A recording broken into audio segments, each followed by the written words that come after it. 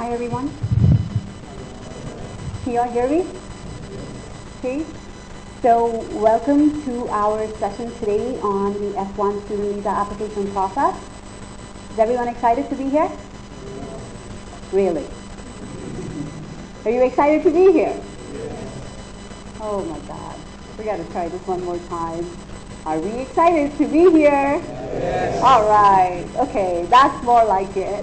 So, as you all read in the section about the event details, we are live streaming this event. So, a big hello to our online audience as well, who are possibly joining us at this time. We at EducationUSA, at the US India Educational Foundation, Chennai, are very happy to be conducting this session to pass out information about the student visa application process and connecting with a lot of you who are here with us at the US Consulate in Chennai, joining us in this session. And then the live audience is also going to be interacting with us, we hope, through our Facebook page and posting queries related to F1 visa processes and also any other questions related to the documents and the whole application process.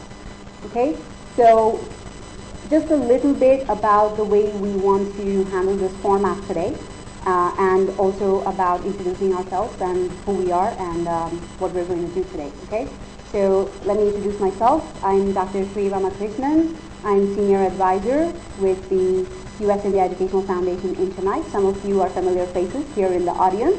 Good to see you all. All others who are not our student members, welcome. And we'd love to hear from you all in a little while. We will try to get a sense of who you are, what you're studying. And again, a big hello to our online audience. With me here is Dr. Daniel Lee, Vice Consul from the US Consulate in Chennai. And he's the one who's going to do the student visa presentation today. Please note that the way we arrange this format is to go over the presentation, so some queries that you possibly have might be actually covered while he's doing the presentation, right? So check off those queries, hold off onto your other questions. We are providing ample time to interact with all of you and take all your questions, and also we will be momentarily or at regular intervals taking questions from our Facebook pages as well. We have some of our colleagues who are helping us with that, okay? Because this event is going live and we are requesting everybody to post queries onto the Education USA Chennai Facebook page and also to the US Consulate Chennai Facebook page. So we will take queries from the wall as well. So, okay, Daniel? To give you a brief background about Dr. Lee, he has a doctorate degree from University of California, Los Angeles. Any of you here in the live audience going to LA, thinking about UCLA? Nobody. Wow. I don't know if we can go ahead with this presentation now. Well, let's try the other thing too. Is anybody going to University of Arizona? That's it. Well, I really don't know what to tell you. I mean, like, I graduated from University of Arizona. Dr. Lee here is from UCLA. He has a PhD in Asian American Studies, and none of you want to go there. What is up with that? I hope our live audience is watching, and they actually are going to both places, we have an equal number checking out both places. Very quickly, before we actually begin the presentation, can we get a sense of how many of you are going into STEM fields? Raise your hands, please, in the live audience. STEM fields, science, technology, engineering, mathematics. Raise your hands high. How many are you? Not Put your hands down, yeah. How many of you are not going into STEM fields? Okay. So what is your field? Okay, you can sit and answer. What about yours? Okay, ma'am? Architecture. And there was somebody else? Is it anything different? Yes? Management? Okay, great you. So, okay. So with that, it's over to you. Okay. One other question I just had before we started is, how many of you are applying for undergraduate degrees? 3, 4? Okay, good. 5 maybe? Okay. PhD, directly to PhD? Okay, 6, 7, and presumably everyone else is for masters? Yeah, okay. So great majority are masters, great majority are STEM fields. That's what we expected. Right? Yeah. Okay. So to apply to other fields, it's not just science, technology, engineering, and math. There are other fields out there. Just one very last quick question. Anybody here in undergrad, those who are going for undergrad degrees, are you doing any dual degrees? Anybody?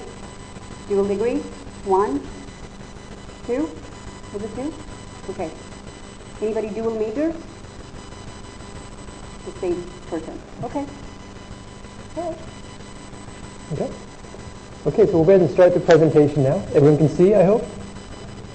Okay, we'll just try to narrate this. Oh, and I've got the clicker. Hang on.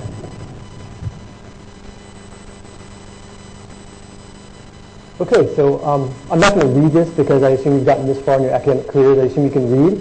So I'll give you time to kind of briefly read on your own and then make comments on some of the slides. And gee, I wonder why I point this thing. Oh, it worked. Oh my God. Okay. So, well, I'm going to read this one. Higher education in the United States, or how to get an American degree. So, first, trivia question, participatory question. How many Indian students study in the U.S. every year? Do you have a nice round ballpark figure? 3,000. 3,000? What is up with 3,000? Where does that number come from? 1 lakh. Okay, what's lakh in American English? 2, yes. Well, we had this last time. That's right. Yeah. Yes. It's about 100,000. About 100,000. So obviously, the United States is very welcoming to students, from all over, and there are many Indian students who go every year. Many, a full lakh, and even more. So obviously, we're trying to, encourage Indian students to study in the U.S. Okay. And yes, 100,000. Note the placement of the comma. It's sort of funny now. Once you've been in the United States for a while, you'll get used to it. Okay, it's at the 1,000 mark, not the 10,000 mark. Okay. So this is an overall timeline for applying to universities. Should we want to take this part since it's really more your... Sure. Since most of you at this point are, I'm guessing, who have actually received your I-20s, your admits, is that correct? So most of you should have at least followed this sort of a timeline. May not be the exact timeline, but at least related, similar timeline, correct? So you are now at a point where we're talking about admission decisions at around 6 months prior to school beginning, right?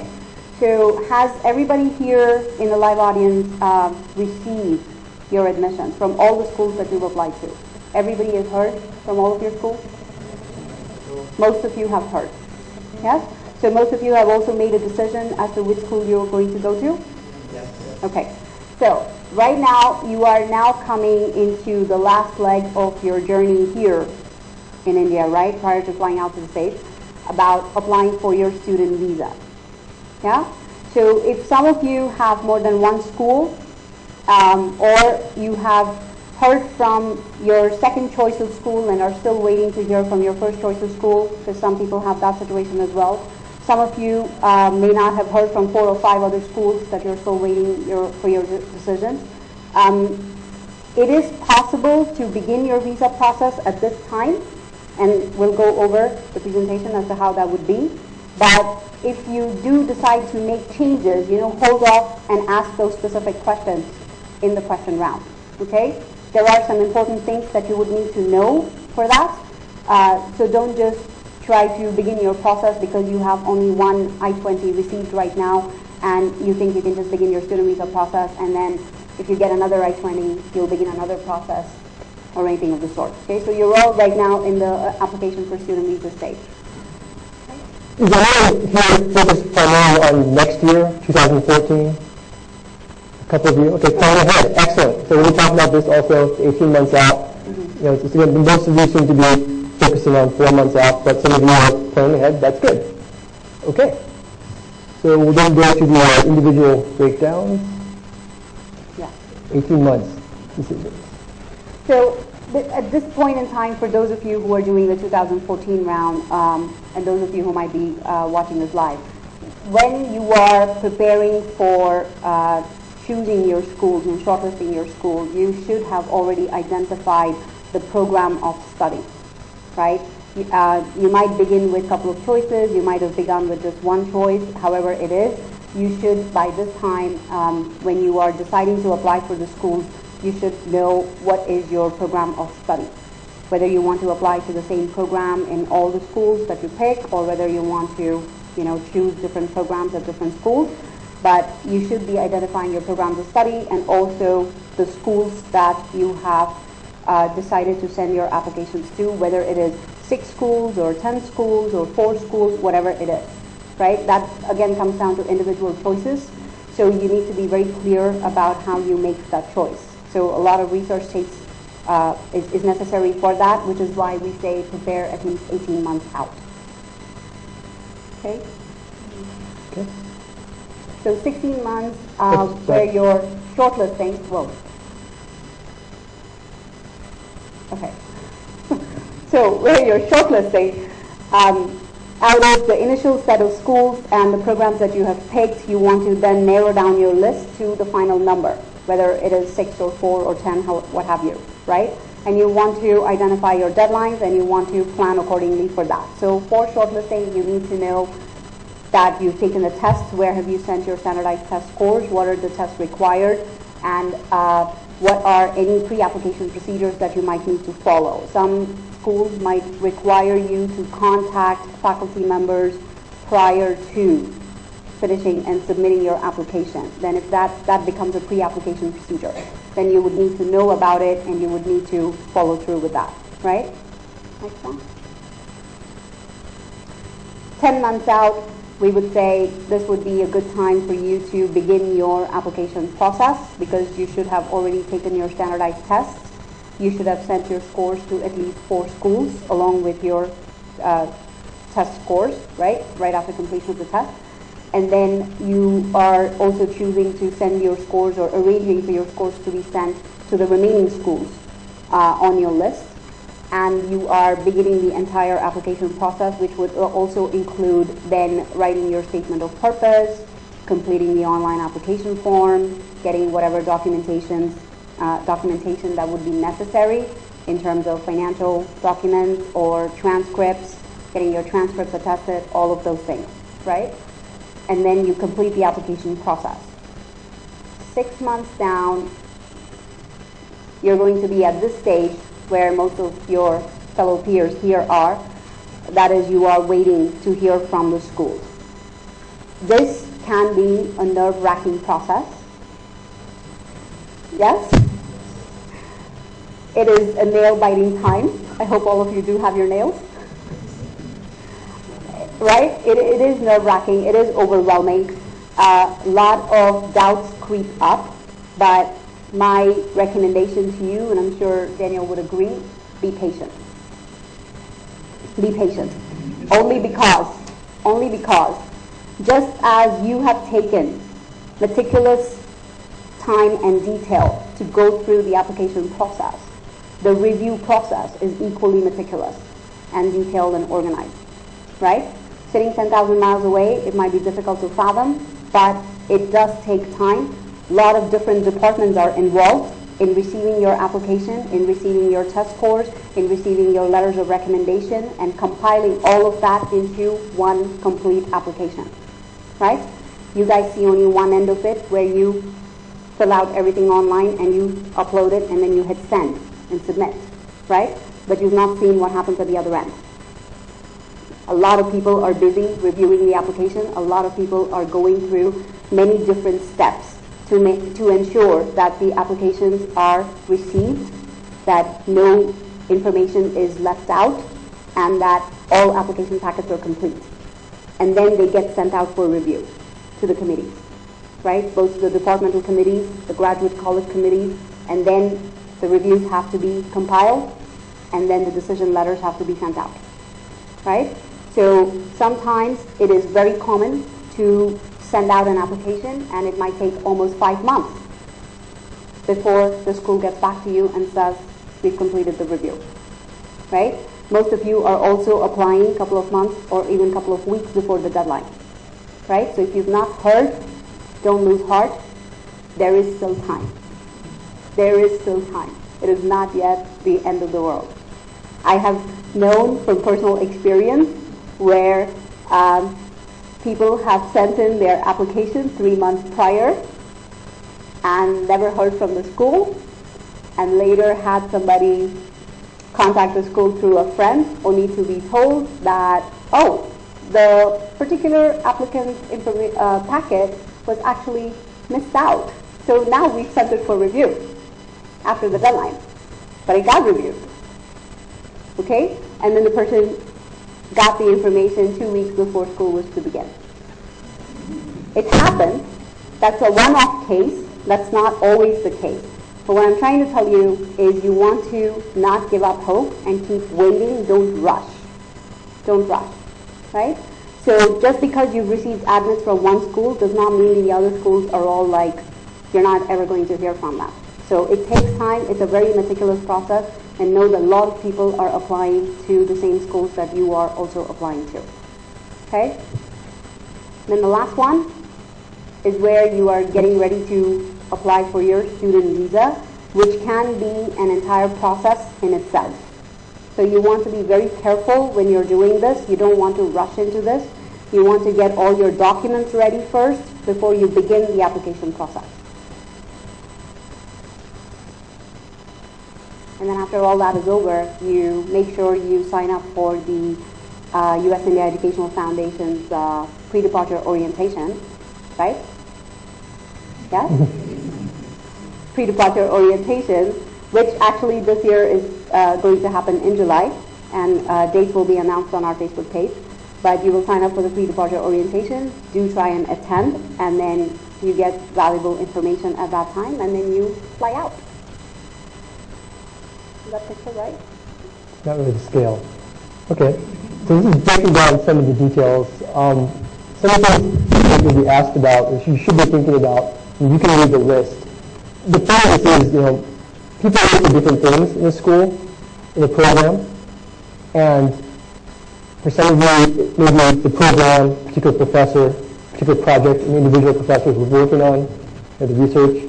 In others, it may be you just really dislike cold weather, and therefore you've ruled out everywhere outside of north of Florida.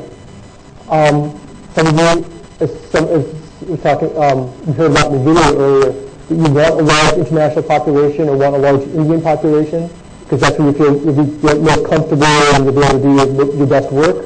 But others of you might feel that, no, the reason I'm going abroad is actually to kind of meet people from other lands, Americans as well as people from many different countries studying in the U.S.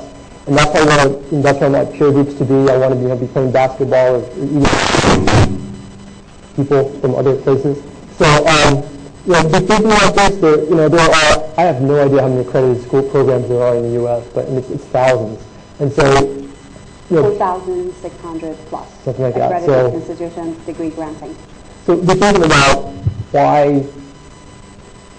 The learning process, not just, my professors, my seniors gave me a list of like 5 schools, and I heard about another one online and saw this other short list, and so I'm just applying to this. Think about, and also, if you visit interview, you're going to have to be able to talk about why you chose a particular school, why is this list of schools you apply to a good fit for you. So be thinking about that. It's not just passive. You're spending 2, 3, 4 years of your life, a lot of money, going to this school. It shouldn't be just like, oh, my seniors told me it was a good school. Put more thought into it than that. And cost. Obviously, cost is a large factor. You realize it's expensive to study in the U.S., it's expensive to study anywhere. And we'll talk about this in more detail in a bit.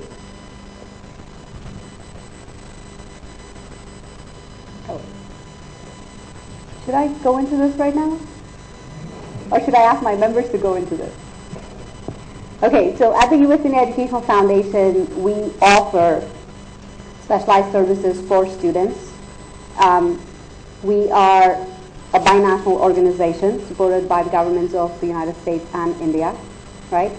In India, we are headquartered in Delhi, and we have regional offices in Chennai, Mumbai, and Kolkata. We also have other Education USA centers in Ahmedabad and Bangalore. Primarily, what we do is work directly with students in giving information about US universities, about pursuing higher education opportunities at US universities, and we also conduct specialized information sessions for students like yourselves that are here in the live audience and those watching us online in helping you decide which university might be a good fit for you, in deciding how you should proceed with your application for those respective universities, how you should present yourself, right? So we help you with the application process. We also guide you after the application in helping you make the final choice with your universities, and also to provide you valuable information regarding visas, but also with respect to what is life like as a student at a U.S. university, which we do in our pre-departure orientation, right? In addition to all of this, we also do outreach sessions as local schools and colleges. So those of you here who have friends, siblings in other places, and who are looking for information about pursuing higher education in the U.S., you know where to send them, correct? Yes. Okay.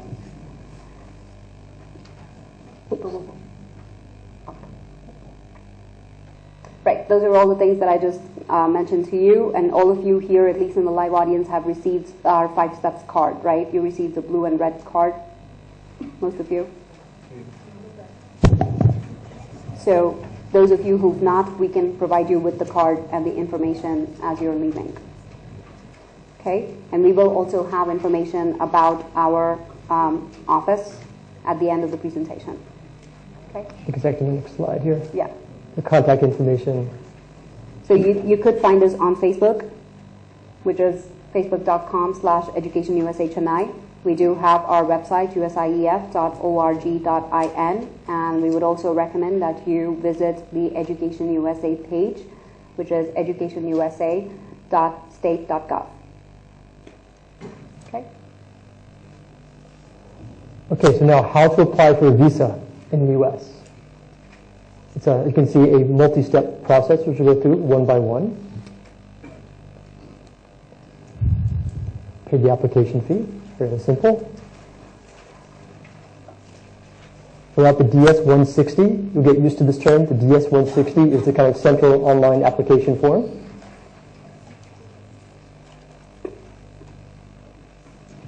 Must be in English.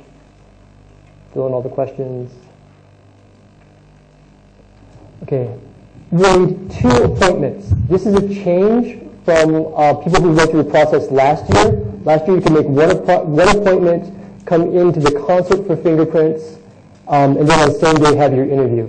Due to increased volume for all visa classes, we basically had to split that up. And so here in Chennai, there's an off-site facilitation center, what we call the OFC, on Centretap Road. You can also do the same thing in other cities, in Bangalore, Trivandrum. Yeah, we're back. And then come directly to the consulate, but you cannot do both on the same day. So it will be a 2-day process. Okay, another fee. Service. This is the service. This is the service fee? Yeah. Oh, sorry. That's the service fee. Okay.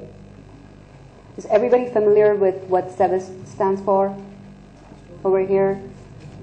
Okay, so SEVIS, yes, that is correct. Student Exchange Visitor Information System. And this is the website where you would go to pay the SEVIS fee. Okay. And then in terms of bringing to the interview, you should have your I-20 from the school, should have sent to you, the SEVIS receipt, passport, DS-160 confirmation page, fee receipts, all of that. And then going to the off-site center, the OFC, for the biometrics appointment, having a photo taken as well as fingerprints.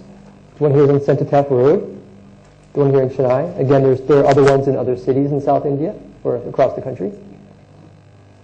And then travel to the consulate to your interview. Those of you in the audience have already successfully done that. I'm sure you can do it again when you need to. And then it's the interview.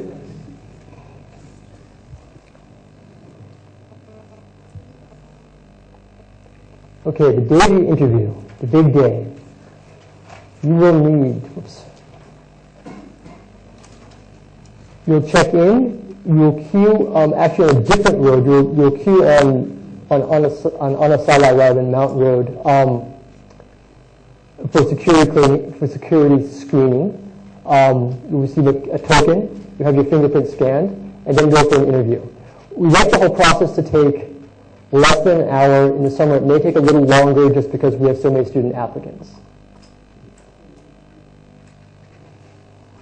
You can only carry in a plastic bag, no phones, no briefcases.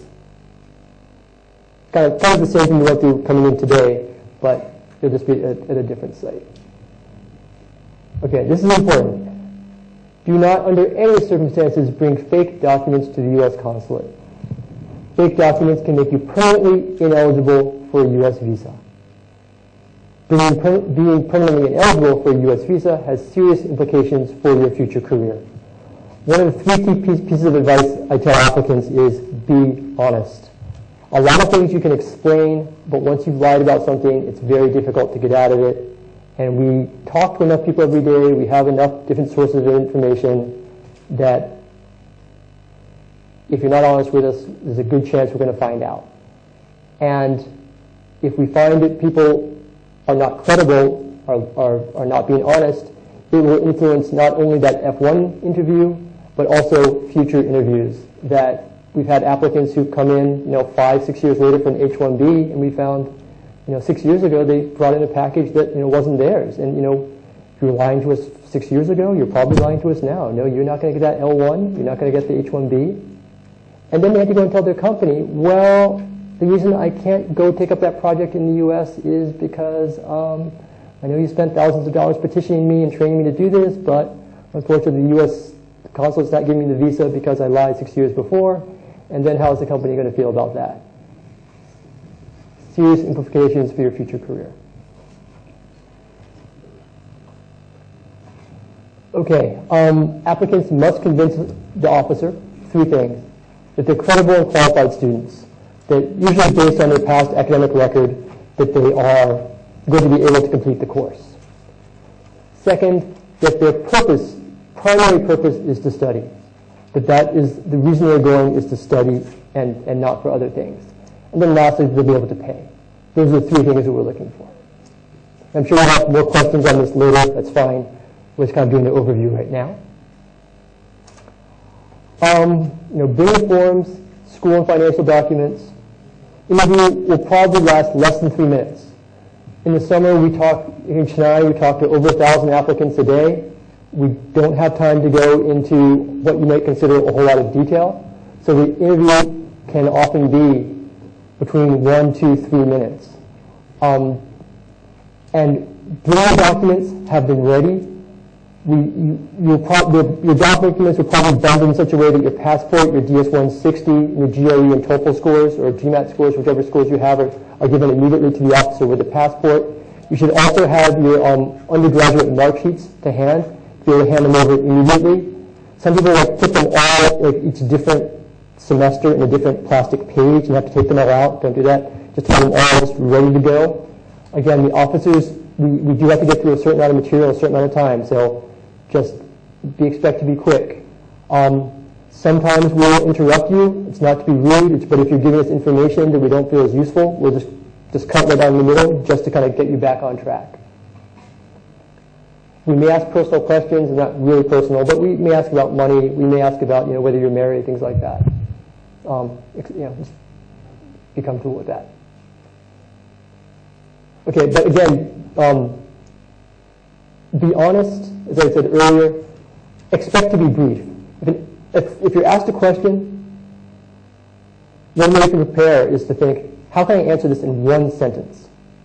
I'm sure you have some ideas and some potential questions you'll be asked, and think about, how can I answer this in 1 sentence? And you can practice with each other.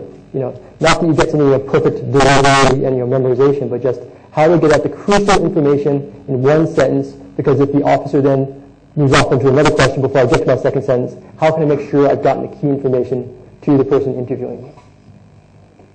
Okay, and then you'll be given a decision. Approved? It's self-explanatory. That's good. You'll then probably receive an email to pick up the visa, or SMS to pick up the visa the next 3 or 4 days. That's not a problem. 214B, which is basically a rejection, meaning that you have not convinced the officer that you have either the academic background, the intent, or the finances to pay. Or 221G, which is basically administrative processing. Your application is incomplete, and we're going to need some more information, which we may ask you for some immediately. Is more work to be done on the application. Now, 97% of our applications are handled in the first 1 or 2 days, but in some cases we have to go dig through more information. And for this reason, it's good for you to make appointments as early as possible. I believe you can do your interview 120 days in advance, which is just about now for September 1st. We're about 120 days plus 1 week out. So if you're planning to apply for fall, start looking for appointments as soon as possible. And we'll be increasing the number of F1 or student appointment, visa appointments over the upcoming weeks as more people are receiving their I-120s. And that's it.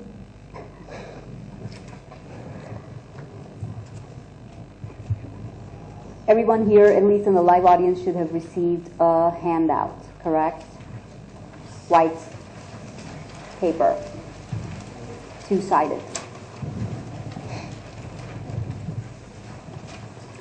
Please look through your handout. The websites and the web links that have been presented in this presentation should be on your handout as well.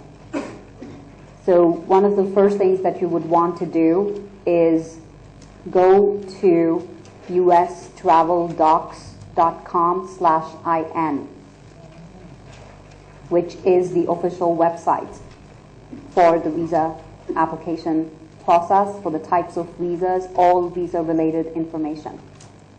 Please take some time to go to that website, look through the information over there, understand what the documents are, what is necessary, what is not necessary, rather than going on various blogs and other websites. Please go to the official website, ustraveldocs.com/IN, before you set up your account to begin your own visa application process. Okay? Any questions so far, just with respect to the presentation?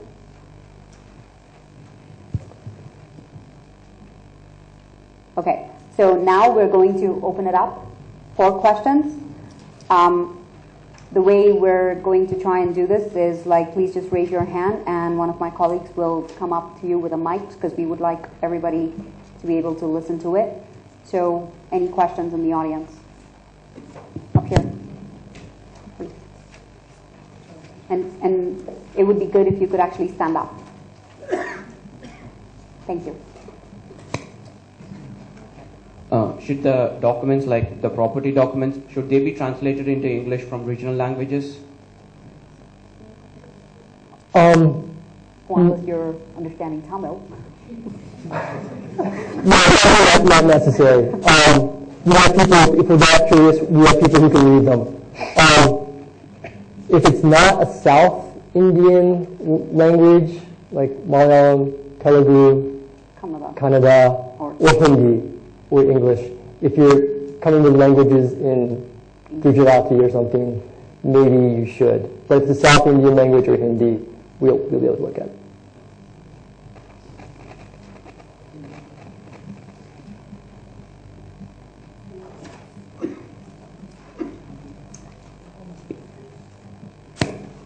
I heard about financial documents to be presented during the interview. Is it really a necessity when you already have a loan sanctioned by a bank? A loan account is financial documents. Okay, so that should do, and I don't need the financial documents separately, other than my loan sanction statement. Well, is a loan not self-sufficient? for the total cost? Because usually it's not. It's a part, but usually there's other. There are some banks which offer 100% funding if the collateral is sufficient enough. So in that case, is a financial document necessary? It wouldn't hurt to have maybe backup information, actually. If we spend some time looking at it, if you can kind of show kind of along the path to the collateral, it might be a good thing to have. Okay, so in case of that, how recent should the financial documents from the bank be dated to the interview? How recent? It's not so much how recent it is, it's more can we see that the assets, you've had control of the assets for a period of time? Is it something that's just shown up in the last 6 months, or is there a history? And just to add to that, let's be very clear about the phrase financial documents, right? Just to sort of clarify for everybody. Financial documents could include any or all of the following, and help me out, Daniel, if I'm missing out on something. It could be a certificate of finances or a statement of finances issued by your bank manager that basically states that you have X amount of rupees equivalent to X amount of dollars in your or your father's or parents' account, which is what you are going to use towards your education. It could be a combination of money provided by parents or family, immediate family who's helping fund your education, and a combination of educational loan, because sometimes you may not get 100% bank loan, right? All of these are considered financial documents. It could also involve providing information about liquid assets or liquid cash available for the first year of study and what is going to be used for the second year of study.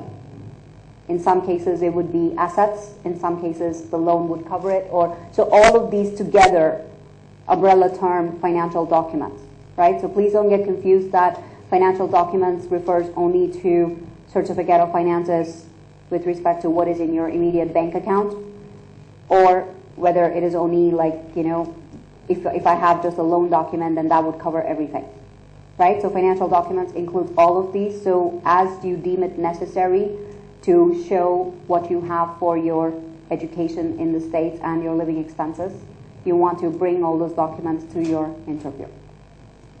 The last kind of form of financial document would just be simply on the I-120. If you're receiving an assistantship, research assistantship, teaching assistantship, some other kind of fellowship or financial aid through the school, you'll say that on the I-120. You just what the dollar amount is as a part of the total cost, and that can be very convincing. Continuing to the same thing, like you said, I've received like complete support from Worcester Polytechnic Institute. So in that case, like at the time of visa interview, what financial documents would they require? Like some sort of liquid cash is necessary to show, or what would be the requirement?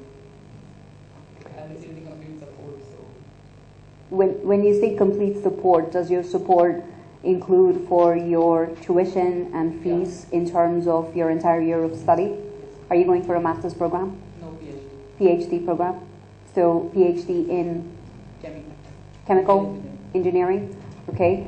So usually whatever amount is stipulated on the I-20 as being provided for full support, there will also be a duration that is provided on the I-20 for the anticipated amount of time that it will take for this candidate to complete their PhD program.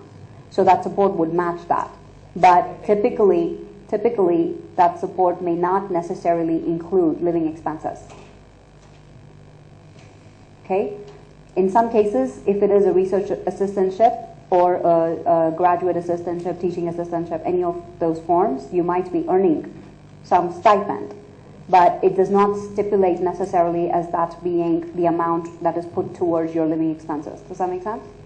So when the amount is shown over there, usually the understanding is that it is going towards your tuition and fees. So it would not hurt you to show some amount as to how you're going to provide for your living expenses. Should that be in the form of a liquid cash or can assets be? Again, for the first year, it should be liquid or close to liquid. Then you'll probably receive a letter from the university. I mean, when you see this form, on the R-120, you see just a few numbers about how much you're receiving. But it should be spelled out in more detail in a letter from the university saying you're receiving this much for 9 months worth of research assistantship, and this covers your fees, tuition, health insurance, cost of room and board. That should be able to explain to us more fully what the package that you're receiving is expected to cover.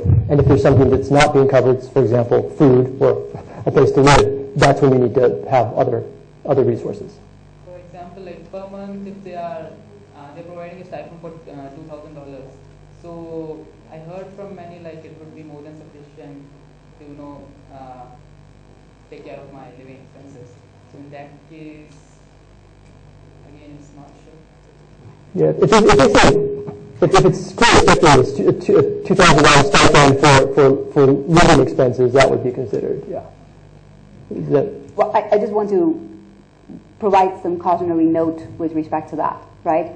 Please keep in mind that when you are enrolled in school, you're enrolling for the semester, but then you have 3 months of summer, right?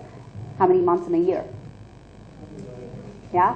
So when you do 2 semesters, those 3 months of summer are usually not counted because you may not necessarily be enrolled in classes during that time, right?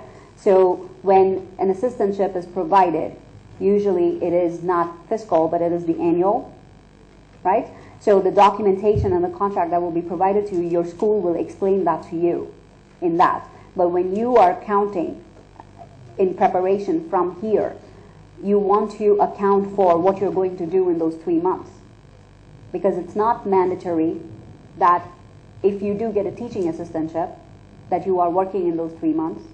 It's not mandatory that if you're doing research assistantship, you're working on during those 3 months, right? So this is for your preparation. I would recommend that you keep in mind those 3 months during your 5 years of funded study or 7 years of funded study, however long for the PhD that you've been given, that you should always account for, not going by what other people are telling you. That is a good ballpark to determine where you yourself would fall into your own costs, but it's not the be-all and end-all. So I would always caution you to put aside some amount for your own safety and to be able to draw on it if needed. Sometimes the amount of time it takes to process the assistantship and for it to go into your account might take a couple of days. So during that time, you should not be in a situation where you don't have any money to fall back on, right? So it's always good to have some amount, but with a fully funded PhD, most of your tuition and your fees are covered, so that usually will not be a problem for you to show the same amount of money as a student who's not received any funding. Just have some amount as a backup. Okay? Brenda has a question. Yeah. We've started getting questions on our Facebook page. There are 3 questions from Siddharth. Yeah. The first question is, I had gone for the visa back in 2010 and had my fingerprinting done. Do I need to get it done this time also? Yes. Okay. The second question is, I am from Hyderabad but working in Chennai. Will it cause any issues if I were to schedule my appointment with the Chennai Consulate? No, that's what we would expect you to do. Okay. So the third question is, can I get my visa approved with another school and later change the school while still in India, or can that be done only in the US? Once you receive the visa is annotated with the name of the university that you're going to, or you told the officers you're going to, and you have the I-124. If you then go to the U.S. as you enter the border and say you'll be going, tell the Department of Homeland Security agents that you're going to a different school, that will cause a problem. So if you decide to change schools, that should be done. Make another visa interview appointment and go through the interview again. We have a couple of more questions. Can I continue? Let's just check if the audience has any questions. Yes, we have some questions in the audience. We'll come back to online. Ma'am, hello. Could you stand up, please? Ma'am, it's again in reference to financing one's education abroad in US. Ma'am, I had this question. We need you to be a little louder. Yeah, I had this question that there are certain private banks in US who are ready to give financial assistance, complete financial assistance to international students who want to pursue their studies outside in US. But then, when I came here like a month back, there was this good lady who counseled me and told me that there has never been a case such like where one has gone completely on the, and there is one condition over there for the bank, for the loans to be sanctioned from such banks, that there should be a US permanent citizen who should be ready to be a co-signer or guarantor over there.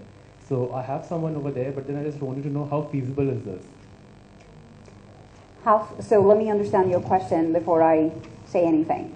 If I'm understanding correctly, you're asking about taking a bank loan through a U.S. bank after arriving in the United States using a co-signer, or also known as a guarantor. Correct? Yes. And your question is, how feasible is it? Yes. Well, my counter question to you is, how are you paying? How How are you repaying the loan? Once I get a job after my study is done in my country or anywhere else. Okay, so think about, and I'm going to just give a little bit from a student's perspective, because I have lived there, I've studied there from that perspective, and then I'm going to move it to Daniel with respect to when you come to the visa officer's window, that perspective. Okay, so it's going to be a two-pronged response. So looking at it from the perspective of a student, right? You've received your admission into a U.S. university, and you are hoping to go and pursue your higher education at that university so that you will get an advanced degree in order to advance your situation in life, right? So either move into a different career or advance your career options, correct? So having said that, going through somebody who is a guarantor and trying to get a loan from a U.S. bank puts pressure not just on yourself, on your guarantor as well, for a couple of reasons, which would be universal in terms of you take a loan, you have to pay back the loan, right? The pressure is on you because you are dependent on another person who is either a U.S. citizen or a permanent resident, right? And is therefore able to co-sign for you on the U.S. bank loan. But then it also puts pressure on the guarantor because they have their own family to support, or they have their own other commitments that they have to honor, and on top of that have to take on your stuff, right? So personally, I would not recommend that situation. I would rather you make it very clear on the DS-160 that you have a sponsor, right? A very close family member becoming a sponsor, and then states that that is the person who is going to support your education, because at least that shows a direct relationship. It does not show in terms of, you know, the guarantor experiencing an emergency situation or any sort of inconvenience and deciding to back out of the proposition, and then you do not have any other place to go, right? That is entirely from a student perspective. Now, I'm going to move it to you as a student coming with this proposition to the visa officer, and the question to you is, how are you funding your education? And you explain all of this, and then what's the officer going to say? We have not seen this often. Most of the bank loans we've seen have come through Indian banks, and we're kind of used to that, and we have relationships with them to confirm things. I think we'd be open to the idea of the U.S. banks underwriting or supporting the student's education, but because it's new to us, I would suggest you come for the interview early, because if we're going to check it out, it might take us a couple of weeks to do so. So, again, this is just on the legal, financial basis. I think it's okay. I mean, I think the points that Dr. Sri brought up about, you know, the kind of more personal or family aspects are legitimate concern. But just from a visa and financial standpoint, I think it would be okay, you know, in theory, but we would probably confirm it, and that may take a bit more time if it's in the U.S. So just make your appointments early.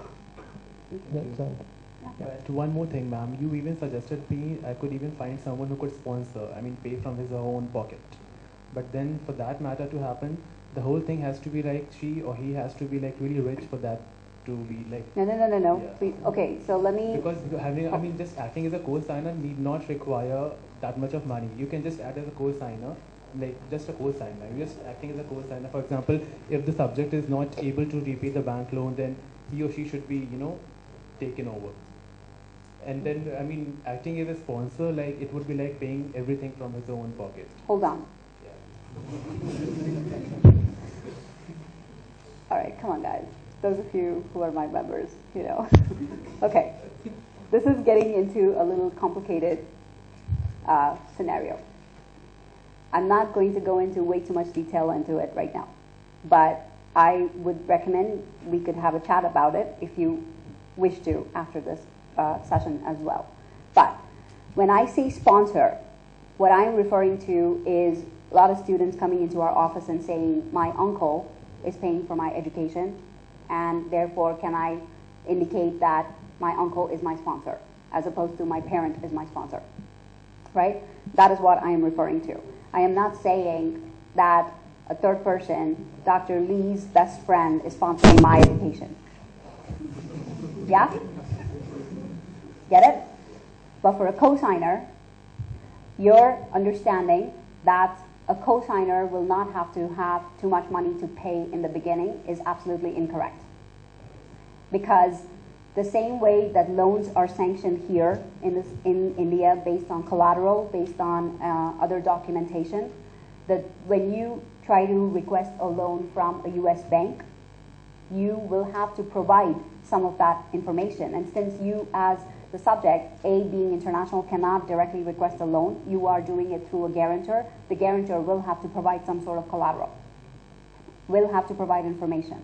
I will not go into extreme details about it because I'm not exactly familiar with all the nitty-gritty details about what the banks require, but I do know that banks will require that amount of documentation. They will not just give it because the person is a permanent resident and shows a PR card or shows that he or she was born in the States and therefore is a US citizen, right? Dr. Lee's best friend is not signing off the papers for me, right? To do my second PhD. Is that possible? It's not happening, right? So please dig deeper into the information. An option for you might be to actually contact the university itself and find out if they have some sort of loan possibilities. That might be possible where they are willing to give loans to international students and you fill out all the necessary information and then take it forward. For that purpose, one has to go to the States and No, when you do your application and you get admitted into the university, you can find out if they have those loan options available. So just on that basis, one can leave on student visa. As long as the loan is approved. That means it has to be pre-approved, like before one leaves the Obviously. country. Yes. I have a student who, for instance, has got admission at Duke University. He is going there for an MBA. He decided that he considered his options about whether he wanted to take a loan from here or take a loan that was offered directly by Duke University through a tie-up with a financial institution. He decided to go Duke's route. Therefore, he wrote to them and informed them about it, and the university sent him the papers, the necessary papers, which he had to fill out and provide all additional documentation for it. And then it got approved, and then he sent out all the information back to them after signing all the papers. So that depends on the university. It is not necessary that it will be available for all programs. It also depends on your program of study, right? So it takes a lot more work than just saying, Dr. Lee's best friend is signing off for me. Okay? Thank you. Some questions on this side? Yes. Hello, sir and ma'am. I'm Ashwini Bhaskaran. I've received admits from University of Maryland, New York, Institute of Technology, and University of Massachusetts. Congratulations. But then, thank you. And from UMBC, I've received the I-20. For the other two universities, they require a deposit of $500 to give the I-20. So I haven't taken because I prefer UMBC as my first choice. Okay. So will there be any issue during the interview, like for the question they ask how many I-20s have you received, why so many rejects or something like that? No. We ask normally what schools you've applied to, which ones you got into, which ones you didn't, and then why you chose UMBC in your case over the other schools. But as long as you're able to explain that, it's not an issue. We realize that many people get multiple acceptances, and just as long as you're able to articulate your reasons for choosing one over the other, that's fine. Okay, and one more query is like own funding is an advantage or a compulsory loan should be processed? Or we can apply for a loan after the interview? Or We basically want you to have funding. Yeah. that's there actually now. Yeah. So- Own funding is there for now. And would there be any issue if I apply for a loan after the interview? No. No. No. As long as, please, let's just take this as a general question, okay? The purpose of asking whether you are able to fund yourself. Why does the visa officer want to know whether you are able to fund your education? Why?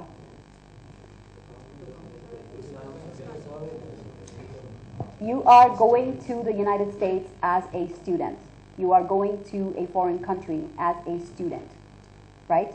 When you go to college over here, do you get to go and sit and attend lectures without paying your fees? Right? Same thing.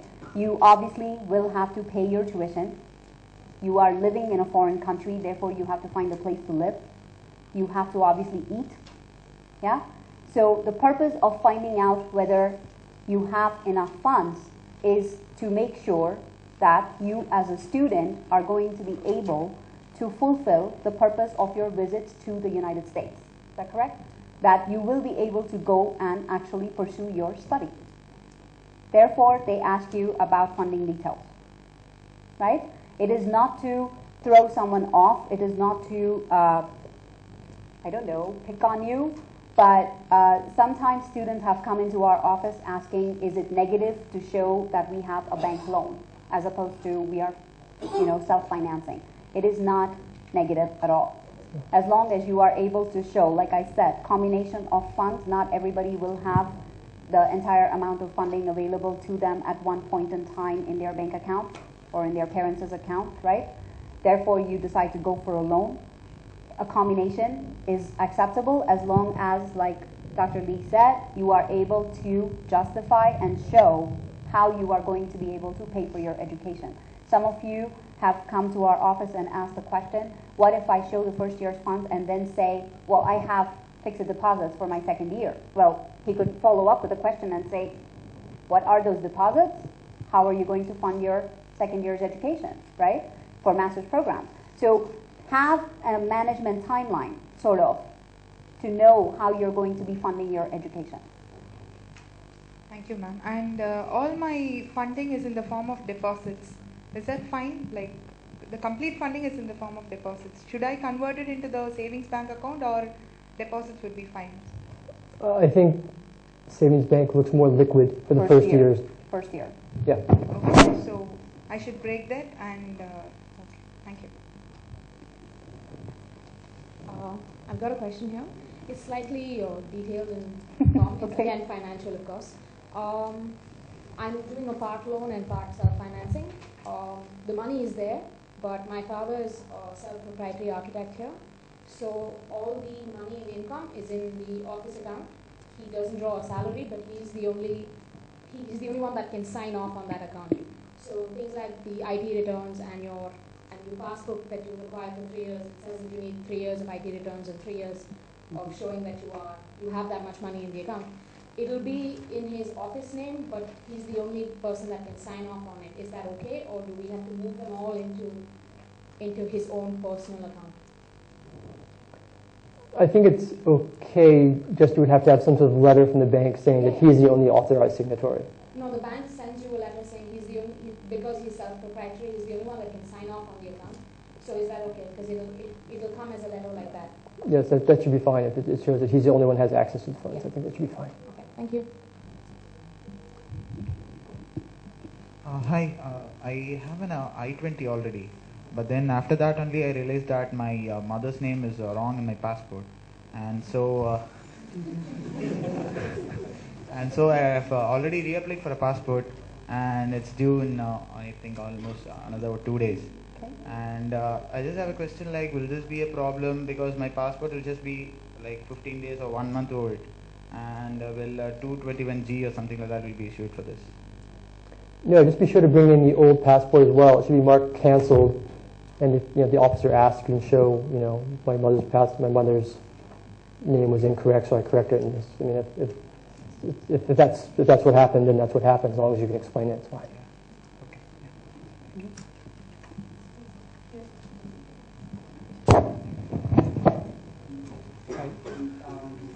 Actually, one question. I'm a final year undergrad student here in a college.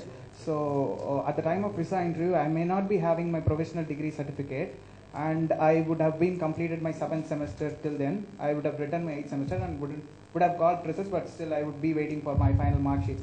Will that 7th semester mark sheet would do for visa interview, like consolidated till 7th semester would do for visa interview, or should I wait for provisional certificate? You're probably better off making make the appointment now. Once you have your 7 semesters, and just bring everything you have. If you have a strong academic background and everything else checks out for the first 7 semesters, you're probably fine. If you're kind of a borderline candidate who, started out kind of poorly and is kind of improving, and we might want to see, did you continue to improve to the end? If that's your situation, you may want to wait till you get that last, at least provisional mark sheet. It doesn't have to be the final one. So that's, I guess it's a little bit case by case. In general, if you're a strong, solid student thinking about applying to graduate school, then 7 semesters of solid work is enough, I think, in most cases. But if you do feel that you would have if you have some explaining to do about the first year or two, and you're really emphasizing your last 2 years, then you may want to wait for that final mark sheet. Sure. One more question. I'm actually admitted to a PhD program, and the I-20 letter states that I am completely funded for 1 year, even the summer with an RA. And the funding detail is for just 1 year, and my I-20 duration says the program lasts for 6 years.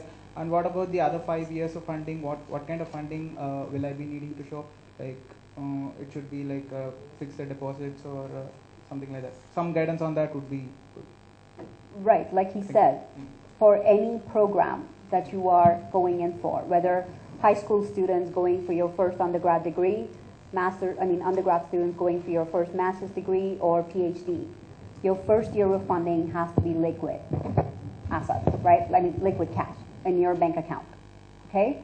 Your second year and future years of study can be shown in terms of other assets, correct? Now, in your particular case, because for the first year you have been fully funded, that amount will be reflected on your I-20. But it will also, I'm assuming you had sent your financial information to the university, so your I-20 should also state that after the first year, for the remaining years of study, the amount required is coming from, the source is the student's family funds or student's own funds, right? So those funds can be in your fixed deposits. I don't know what other assets you accept. You want to comment on what other type of assets you've seen? It's like generally for PhD, they give it for 1 year and they'll be renewing it annually. It's the practice over there. Contingent upon. Okay. Contingent upon academic standing and grades. Yeah. Do not take it for granted. It is possible to revoke the funding that is provided. Okay? You're talking to 2 PhDs here. Be careful about that. Thank you. Yes. Hi. If you have a conditional admission status in school, will that affect the decision? The visa? What do you mean by conditional admission? The I-20 states that I have to give them a minimum in the first 2 semesters, like 3 GPA. So provisional admission. We prefer to see I-20s that indicate the school has, more commitment to the students if possible. But if that's what you have, come in, be able to explain it. The officer may ask you, why do you feel this is provisional? What makes you think that you'll be able to kind of pass through the threshold the school has set for you. It's not the best situation, but just come in and explain it as clearly as you can. Okay. Yeah. And it's not that rare. Sometimes we realize it does happen that based on attainment of certain English proficiencies or other things. So it does happen, and we see it, and that's okay. But it's not like a complete rejection if you have a conditional stay. No. So the requirements for issuing a visa, it says that you need to overcome the presumption that you are an immigrant. Okay. When preparing for my case, my documents, what kind of important points I need to concentrate in order to overcome the presumption that I'm an immigrant? That are you an immigrant? It also states that you need to have strong ties back to your home country. What does it really mean? Well, are you an immigrant? Definitely not. You are? No, ma'am. I don't know. He's watching you. Okay. We realize most of you are 18, 20, 22, 24. That you're going to have, in some ways, fairly limited ties. You're probably not going to own property in your own name. You probably haven't started a business in your own name. You're probably not married with children that you're going to leave here. So we recognize, we kind of think about at your stage of life, what can we really consider, what can we really look for as evidence that you're intending to return. And in a lot of ways, there's not a whole lot of paper that, it's more just kind of your attitude and the way you answer questions. So don't feel like you have to go out and ask your parents to buy you a farm. Don't get married just to get the visa. Just answer the questions honestly, and there's not a whole lot of paperwork involved in that particular question. Okay. Another way of thinking about your situation, like he said, you don't have ties to the homeland in terms of land or in terms of other family commitments. But sometimes as students, what most students tend to forget is that you need to first cross over this business of getting an advanced degree that you are going in for, right? Be it your first undergrad degree or your master's degree or your doctoral degree, what have you. People tend to forget that and say, well, I have to get a job. Hello, you haven't crossed this yet. Yeah? So think in terms of what would you do with this degree and how is that going to help you when you finish your education and return to your country? Why, when you've received your first degree in this country, have you decided to go abroad and study for a second degree? Think about a logical progression about what your degree is going to do for you, and then explain that honestly, right? Most often students, when they prepare, tend to think about I'm coming and asking you about, I want to choose this program and can I go to this university because I'll get a job. Wait a minute, you haven't even gotten into the university yet. Would we like to get into the university first and then actually stay with, the requirements so that we keep our funding and then graduate and then think about where we're going? But it's good to have a good career goal. But don't be presumptuous in thinking that you already crossed all of that. So prepare your answer in terms of why it's important for you, not in terms of convincing the officer. Right? Because when you show that you are honest and it's important to you, he's obviously going to understand why it's important for you. But if you try and come here and say Dr. Lee, you said at the visa session, I should convince you. He's really getting convinced. Okay? Yeah, one more question. Yes. Say your visa is rejected once, and during the second interview there is a question raised that why was your visa rejected last time? They don't generally give a reason about why your visa is rejected. So how can I don't think anyone's going to ask that question, and if they do, you don't know. You can just say probably 214B or something like that, but we're not very specific, so we don't expect you to know the reason. So can I ask some questions from our Facebook page? Actually, yeah, I got them too. Go ahead. Okay, there are a couple of questions. One from Adesh. TOEFL had the option of providing an online score sheet, and so I haven't received it through through mail. Is GRE alone enough in that case? You should be able to print out your TOEFL scores in some way, I would think. No? Yes. Yeah, there must be some way. Well, the question is would you accept it if they print it out as opposed to receiving the hard copy in the mail? Yeah. It depends. I mean, if the screenshot's 3 months old, we might look at it a bit askance. We'll see the dates that you took the exam. But if you took it recently and that's all you've had time to receive, yes. And the other thing is there's one screenshot in GRE that somehow comes out that cuts off the final score of the written exam, or the written example. So for some reason, if you're going to do a screenshot on the GRE, make sure you get all the scores on the screen. Okay, just a small thing, but yeah. Okay, the next question is from Dhruva. The F1 visa allows us to travel to US 1 month before the term begins. Is beginning of the term taken as the day classes start or the day pre-orientation program begins? 30-day. It is the day classes start. I think there's a formal beginning of the semester that's usually a couple days before classes start. But orientation sometimes can be almost a week before. Could be before that, yeah. So the 30-day window covers the time during orientation, but you cannot necessarily say that because you're at orientation, like almost a week prior to classes, so they usually count it from the time it's classes. So for example, if classes begin August 20th, you want to be able to travel earliest July 20th. Which will also cover your orientation period, because orientation would then be somewhere around August 7th or 10th or August 3rd, something like that. So July 20th will still give you 2 weeks to settle in. And there, I mean, you could just go to the school website and print out the calendar, and it will say semester or quarter begins on this day, and just bring that with you. It's not so much of a question for the visa interview. It'd be more a question of when you're entering the country and going through the Department of Homeland Security. That's who you'd want to show. Any others? Hold on 1 second. Any other new folks who haven't had a chance to ask any question at all? Yes? Okay, quite a few. All right. Come up front. Okay. Come up front. Yes. We'll come back to you.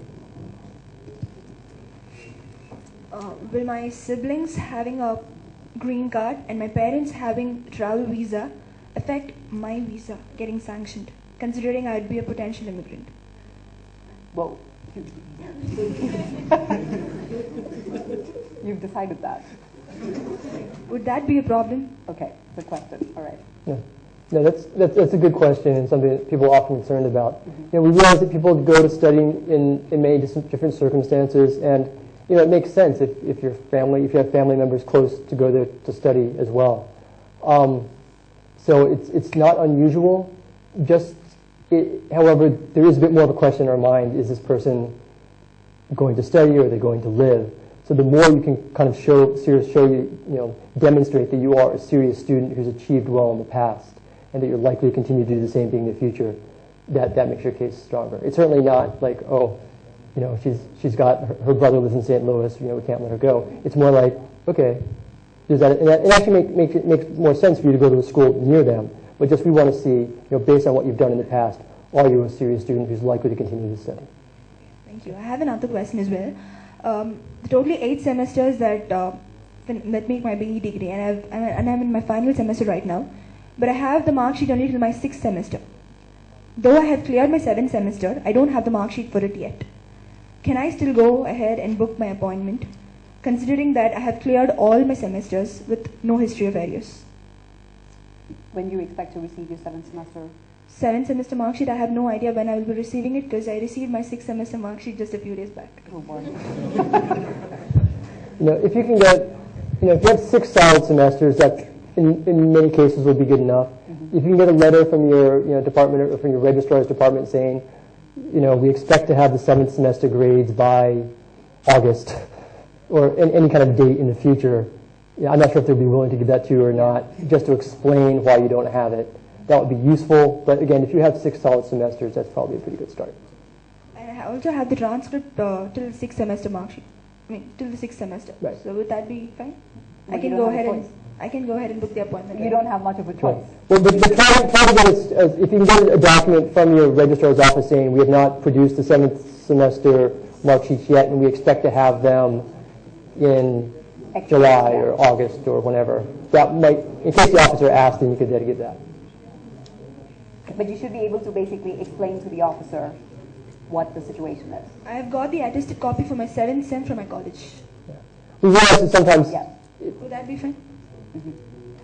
We realize that sometimes these things do take time here in India, and so we're familiar with the argument.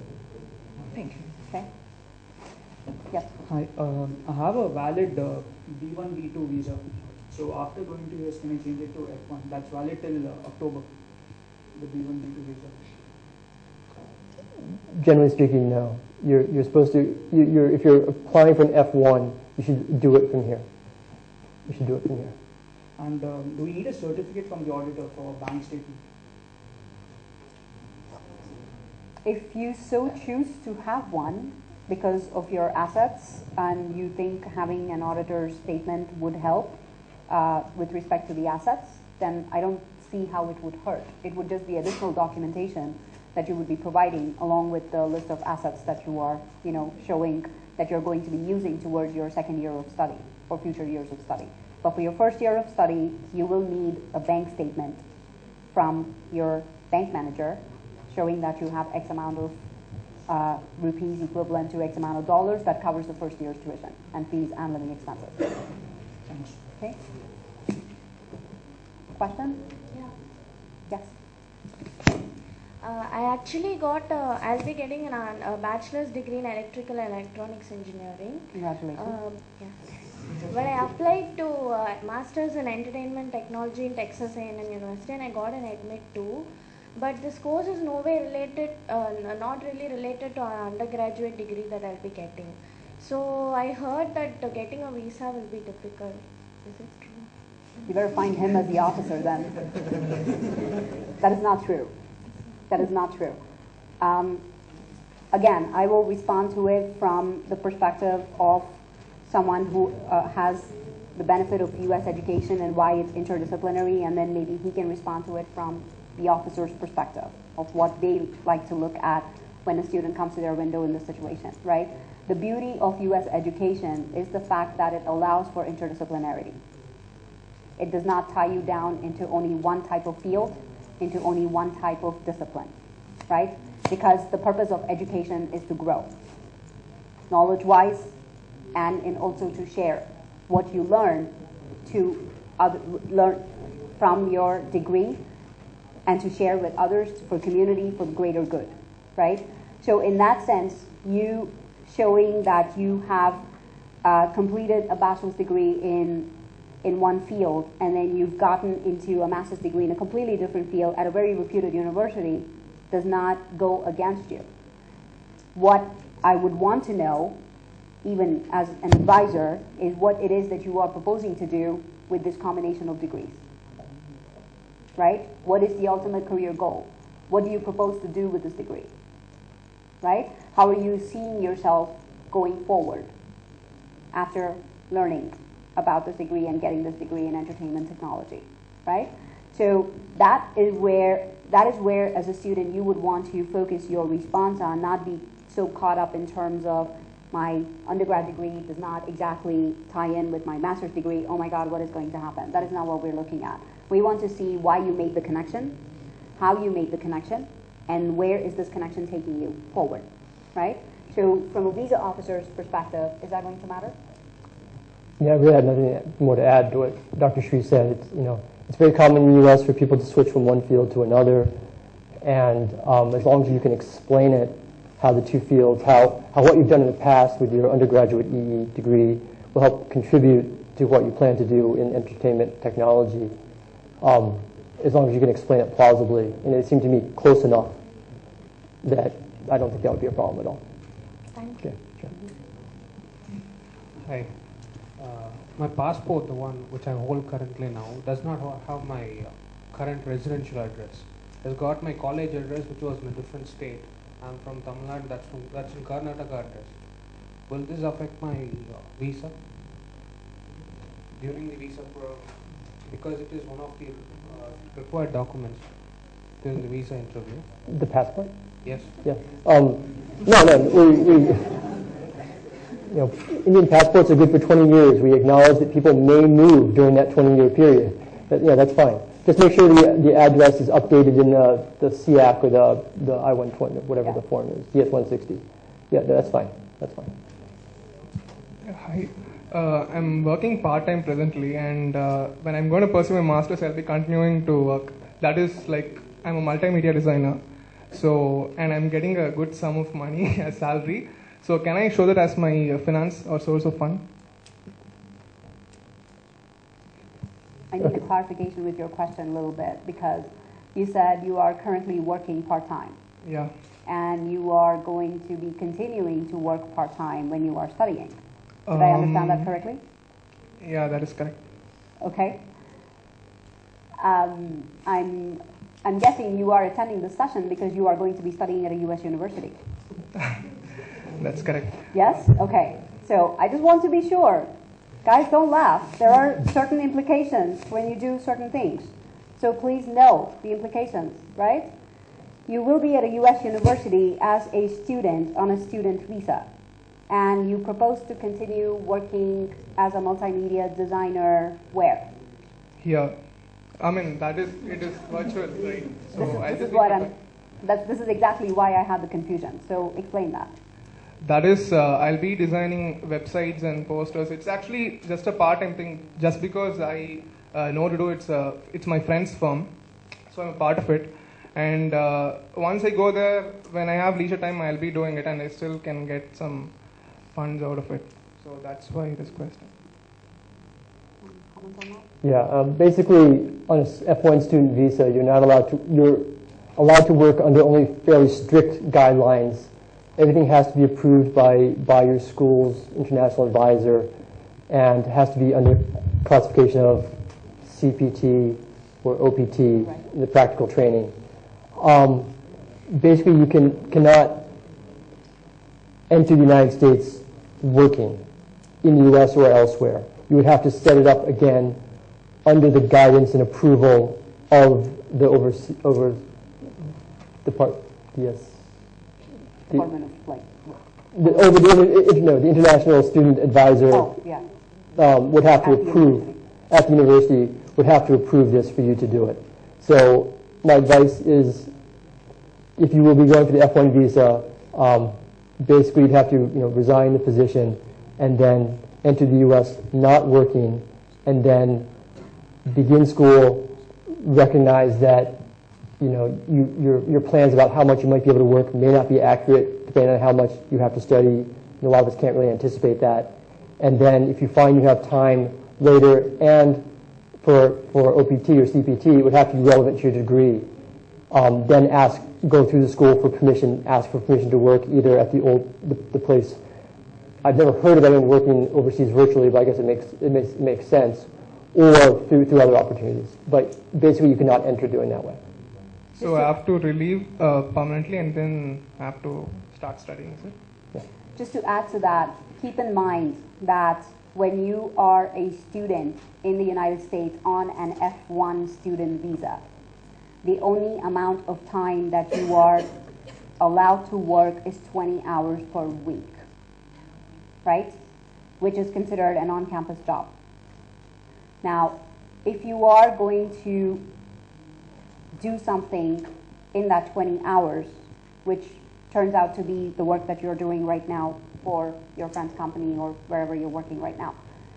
Technically, in layman terms, I'm doing it for 20 hours, why wouldn't it work? But keep in mind, you have entered a foreign country as a student.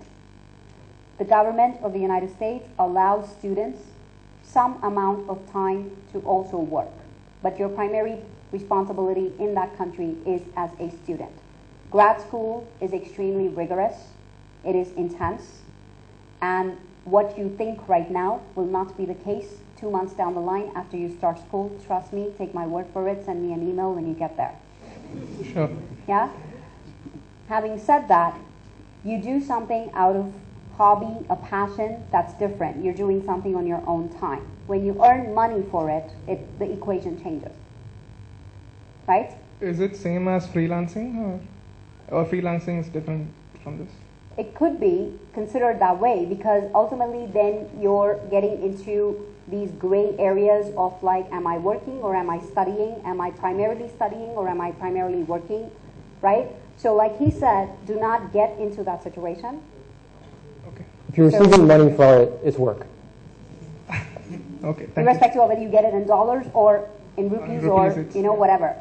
But it's your primary responsibility being in the United States at a U.S. university is as a student. So honor that commitment, and if you do have to work, try and find a position at your university that is allowed 20 hours per week on campus jobs. So do that, but don't get into these kind of gray areas and then later get into a situation where it is considered that you have sort of, flouted some laws or anything of the sort that would jeopardize your status and your studies. Fine, thank you. Hi, I'm going for an MBA program. My course begins on August 26th, but in I-20, the course some date is mentioned. It is August 12th. So which date I should consider for the visa application? So this is what we said, that the day your classes begin is the day that we are going to take as the beginning of the 30-day period. Like, so if your courses begin on August 20th, it's 30 days prior to that you can leave the country. So that's the date that you would keep in mind. Okay, the 30 days prior to that, is it for the interview date or not even for to apply? interview date, for you to leave. So which means your interview has to be obviously way before. Yes, it's not the application date. I can even apply It's before. 120 days from the date on your I-20 when classes begin that you want to come in for a visa interview. Okay. Schedule your appointments. Okay. Okay? You can do the visa interview up to 4 months in advance, 120 days in advance, but the visa that you're issued will only be good from 30 days in advance. Okay. So it gives you a 90-day period in case the visa takes longer than you expect. Apply early, but you won't be able to travel until 30 days before. Okay. Though the pre-orientation date is mentioned in the I-20, we should take only the course beginning date. Yeah. Thank you. Hello. I've heard that the consulate verifies that the student has a valid bank account, that is a valid loan, by asking the student to pay the entire first year tuition fee using the bank loan. Is this true? I've never heard of it. Never heard that, no. No, you just have to have liquid assets for the first year. So I'll be paying for the first year using my personal funding, not using bank loan. That's fine. Thank you. Yes. Yeah, we have Facebook some questions. Yeah, we have some questions on the Facebook page. This question is from Prashant. His question is, if I come back to India for a vacation after my first year of grad school studies, what is the procedure that has to be followed to ensure that I can re-enter the country after my holiday? Re-enter United States after my holiday. When your visa is issued, please remember visa is an entry document. It is required in order for you to enter a foreign country, in this case the United States. When your visa is issued, depending on whatever amount of time that it is issued for, if it is issued, for instance, in my case it was issued for 5 years, it's a multiple entry visa. As long as your visa is valid and says multiple entry, and you have your I-20 that shows that you are a student, coming back to India for a vacation and then returning to the US is not going to cause any problems. Now, don't try and get off of school and then use the old expired I-20 and then claim that, you're still a student when you're not. Or if you've graduated, don't use that and say you're still a student, because your graduation status would be updated into SEVIS. Okay? It's a joke, guys. Don't be so, As long as your I-20 is valid and you are still a student and your visa is valid. When your visa expires, you have to renew your visa if you want to keep shuttling between the two countries. Otherwise, if you're staying put in one location, then yes, you don't have to renew the visa, but you still have to maintain current valid student status to remain in the United States on the F1. That cover it? Yeah, it's usually only an issue for PhD students who are going to be going for, who will be approaching 5 years, potentially more. If you're in a master's program, or I guess undergraduates as well. But if you're in a master's program, you'll be finished well before the 5-year mark. So. Okay, thank you. The next question is from Chandrasekharan.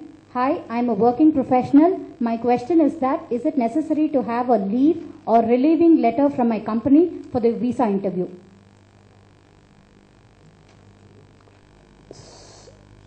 mean leave that the company is allowing the person to go to school for 2 years or whatever period?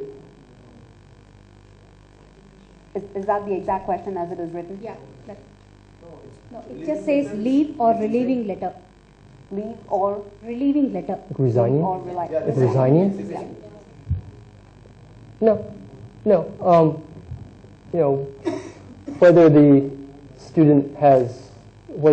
intending student has chosen to tell their company in advance that they'll be leaving or not isn't really concern. If we think they're going to study, and we can understand that maybe they don't want to tell their company until they've received everything, including their visa. I don't think that's an issue. Do you?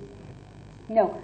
Just on a related note, though, would you require something like that if, let's say, a student is currently working and wants to go abroad and study and has actually received permission from the company for a 2-year leave of absence? Would you require a letter like that? If the student says so, yes. I've told the company, and they're going to, and they've offered me a position when I get back. Or particularly in the case, I've told the company, they've offered me a position when they get back, and they're paying for half my schooling. That's when we want to see a letter that the company knows what's going on. And that can be very persuasive. But if you're planning to resign, then no. Okay, this is the last question from Deepak. If my mom is working in the US, will it affect my visa selection process? She has applied for I-140 but hasn't filed I-485 yet. Okay, so this is more IV type question.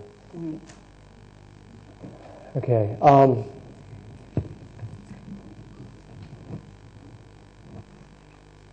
We don't do immigrant visas here in Chennai, so I'm not as well versed as I should be.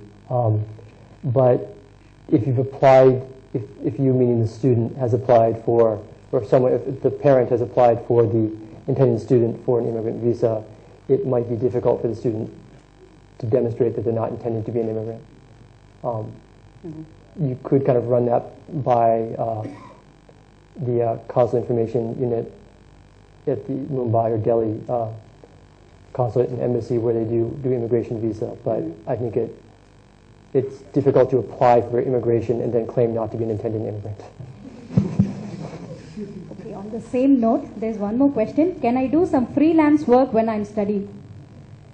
Same thing that we addressed earlier. You are, and this is, I think, is from Sujat. He's a singer. So, no. Short answer, no. Because if you're going to get paid for that work, it is work, and you're not primarily a student. Therefore, you're getting into gray areas. Do not necessarily get into that situation. As a student, you will have enough to keep you on your toes.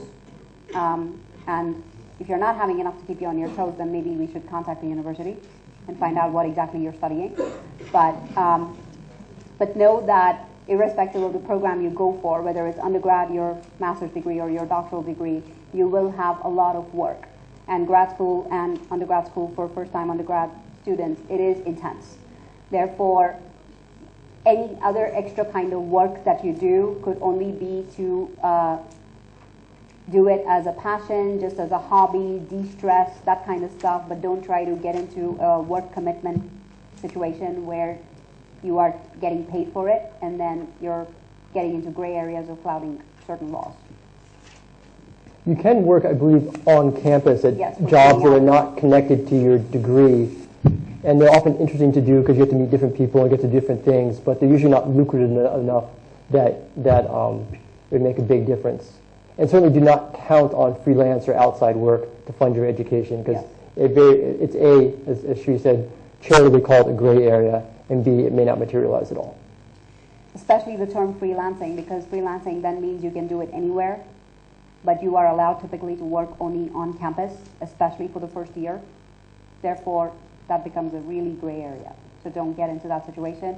But I would also advise you very strongly, one of the first people you should be meeting on campus and making friends with and getting to know really well is the Office of International Student Services and Programs. And you should know an advisor there. You should know what their office hours are, what their walk-in hours are, how to get your appointments to meet with an advisor, international student advisor, because trust me, that person will be your best friend for life throughout your time in school. Okay? Yeah, hi, my name is Yusuf, and my question is regarding the GRE official scorecard. Well, I had written my GRE last year in August, but for some reason I didn't receive the official scorecard. So I gave a call, and they just told me that I have to again order a new one, which I did sometime in April 1st week. But I haven't yet received it. So can I just go for the interview with a printout of the GRE print screen? Yeah, I mean, it'd be better if you have the official greenish scorecard. You know, it's a little bit more reassuring, because when you see the printout, your first question is, well, why don't they have that? And particularly if the date's a year ago. I mean, you may want to print out your correspondence, your emails with the GRE people saying, I requested it 2 weeks ago, 3 weeks ago. Again, if, you know, when we're doing the interviews, we're looking for solid marks. The GREs are, to a certain extent, kind of, if the marks aren't good, that's when we're looking for, that's when GREs become more important. If you don't think the GRE is going to be that important, you know, maybe a printout is fine. Again, do get the whole set of marks, not the truncated one. But if you don't have the full thing, just be able to explain why not. Okay, thank you. Sure. Okay, I have a couple of Facebook questions here. Is every F1 visa eligible for multiple entry? What should I do if the visa is a single entry one? The generally multiple entry, I assume if the officer chose to give you a single entry, they must have had a good reason, or they will have had a good reason, which I can't imagine what it would be right now. Okay. A lot of questions on Facebook for folks who've joined us a little later regarding financial documents, so I'm just going to go over it one more time. And people here in the live audience, you know, this will possibly be a refresher for you. So, again, whatever be your fields of study, please note that for the first year of study, you want to be able to show liquid funds in your bank account. This is if you are not funded by the university. Whether you receive partial funding or full funding, it does not matter. If you've not received any funding, this goes blanket for all degree programs, all disciplines. First year, please show liquid funds. For the second and future years of study, you can show your financial documents, and that reflects other assets. Sometimes assets could be bullion. It could be bullion, it could be land, it could be fixed deposits, what have you. If you have received funding from your university, whether it is partial or full, it will be reflected on the I-20, and the remaining funds will be reflected on the I-20 to cover future years of study as being from the student's own sources. So you would have to then show funds for those future years, which again, like I said, could be in the form of assets and not so much liquid. One caveat that I would like to caution you all again about is, even if you receive funding, do not count just tuition and fees. Please also take into account miscellaneous and living expenses. It is not mandatory that you have to count every year's living expenses and do the exact math and show that, but at least you know a ballpark amount so that you are not caught short-handed. Okay? Yes? Hi, this is Naveen. I want to know whether you will be having any blacklisted universities to which visa may get rejected. If the school is not accredited, Yeah. you want to talk about accreditation? So most of you know that the universities that you have applied to are accredited institutions, correct? Anybody here who is not familiar with accreditation? So accreditation is a very serious process. It's a very rigorous process. There are agencies in the United States that are national agencies, regional agencies, and also at the federal level that look at institutions to make sure that the programs and the institutions themselves are accredited. For those who may not be familiar or are in the beginning stages of getting to know about universities and the whole application process, please go and check out the website for the Council for Higher Education Accreditation, CHEA.org. And those of you who also have admissions from your university, please go and still check out chea.org so you know what accreditation your university has and your degree program has, right? Having said that, do we actually have a list of any blacklisted universities as the term was used? No. But in terms of, why would you ask that question, considering that I know the universities that you've applied to? But you want to be careful at the time of application that you are not picking universities where you are being promised, for instance, employment within the first semester of joining school. That is a definite trigger to tell you that something is off. You cannot work in the very first semester without studying. You can work 20 hours per week on campus. That's a different perspective altogether. But if any university is promising you and saying that in your very first semester you can just be fully employed, 40 hours a week, no, you cannot. You are going in as a student, right? So accreditation is a big deal, and basically if there is a university that is not accredited, yes, then the officer would possibly ask you more questions about that to understand that. But I'm assuming most of you, at least some of you who've mentioned the names of universities that you're talking about here, yes, they are already accredited. But please do go check chea.org to understand that for yourself. You want to add to that?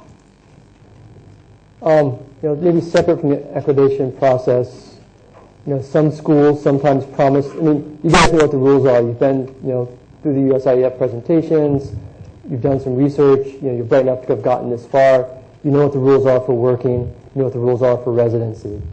If a school is promising you or offering you a position where they're going to skirt those rules, you can work 30 hours a week, from first week, 5 states away, that should be a trigger. Hey, this school may not be the best place for anyone, or certainly not for me, because you're going to have to explain to the visa officer. And we know something about some of the schools, we're aware of some of their reputations, and if the school is not following the rules and you're attracted to schools that don't appear to be following the rules, that can be very difficult to explain. Okay, so I have a Facebook question. Will I be asked in the interview to give the list of universities where I have got admits? Yes. Okay. So if I show the I-20 of a university, of a lower ranked university, even if I've gotten admits from some higher ranked universities, will that affect my chances of getting a visa? As an advisor, I want to know why you picked all the universities that you picked in the first place, but what would you respond to that? It's not so much the university, it's the explanation. People apply for different reasons. There's that list there on the Prezi. It may be that you got better financial aid from a lower ranked university. It may be because even though the university is ranked lower, the program's ranked higher. It may be for personal reasons. My wife is working in the town next door, and therefore it makes a lot more sense for me to go to this school. It's more your explanation. Does the choice make sense for you, someone in your situation? It's not the school itself. Okay, so I have another question. I have received full financial aid for my first undergraduate year. It will then be reviewed every year, and I'll get a package based on need. Given that my parents' income and economic situation is unlikely to change in the near future, what documents will I have to show other than the I-20 and the university's financial aid offer? This is tough because you're trying to anticipate several years out. It's a good start that you have the first year taken care of. It shows that the university has faith and, to a certain extent, commitment to you. However, it's good to also show that you have other resources to fall back on in case things don't go as well as you hope. Right. Yeah. Other questions? Yes. Hi. My question is regarding the new immigration bill. So I haven't followed it for the past 2 months, but please excuse me or correct me if I'm wrong. To my understanding, the bill says all STEM degree graduates are eligible to apply for a green card, which is basically done because they want the graduates to contribute back to the US economy. But what happens right now is that we are expected to show or tie up to our homeland. Both are completely contradictory. Do we have any updates on that? the bill is right now just a bill. It's a proposed law that's been supported by a certain group of lawmakers, and it will change greatly by the time it gets, if it becomes a law, it will change greatly, so don't rely on it. Once it passes, which probably won't, again, I can't predict the future. It's probably not going to be for, and I don't have any special information. I read the same newspapers that you guys do probably. But it's not going to, don't postpone your visa interview waiting for the law to be passed. Okay? It may be in 2014, maybe. But if you're applying for September or fall 2013, just go with the rules as they exist right now.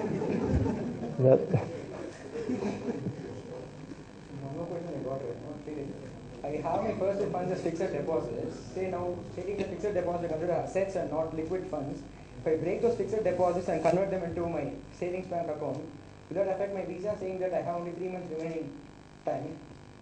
I can't show my savings bank account for more than like 6 month period or something. I have them in my FD still now. Now I'm breaking it and converting it to savings bank account. And you're doing that because you don't have enough funds for your first year? No, I do have funds. I have it in the form of fixed deposits. Okay, even your first year funds are in the form of fixed deposits? Will you accept that as FD for first year? I think we look for things that because it's fixed, it's a CD, it's a term thing, right? Yeah. No, I think it would have to be converted. Because keep in mind, when we say we want funds for the first year, the basic reason being, as soon as you go over there and you go through orientation, one of the first things that is going to happen as part of orientation is you're going to get information about how to enroll for your classes, right?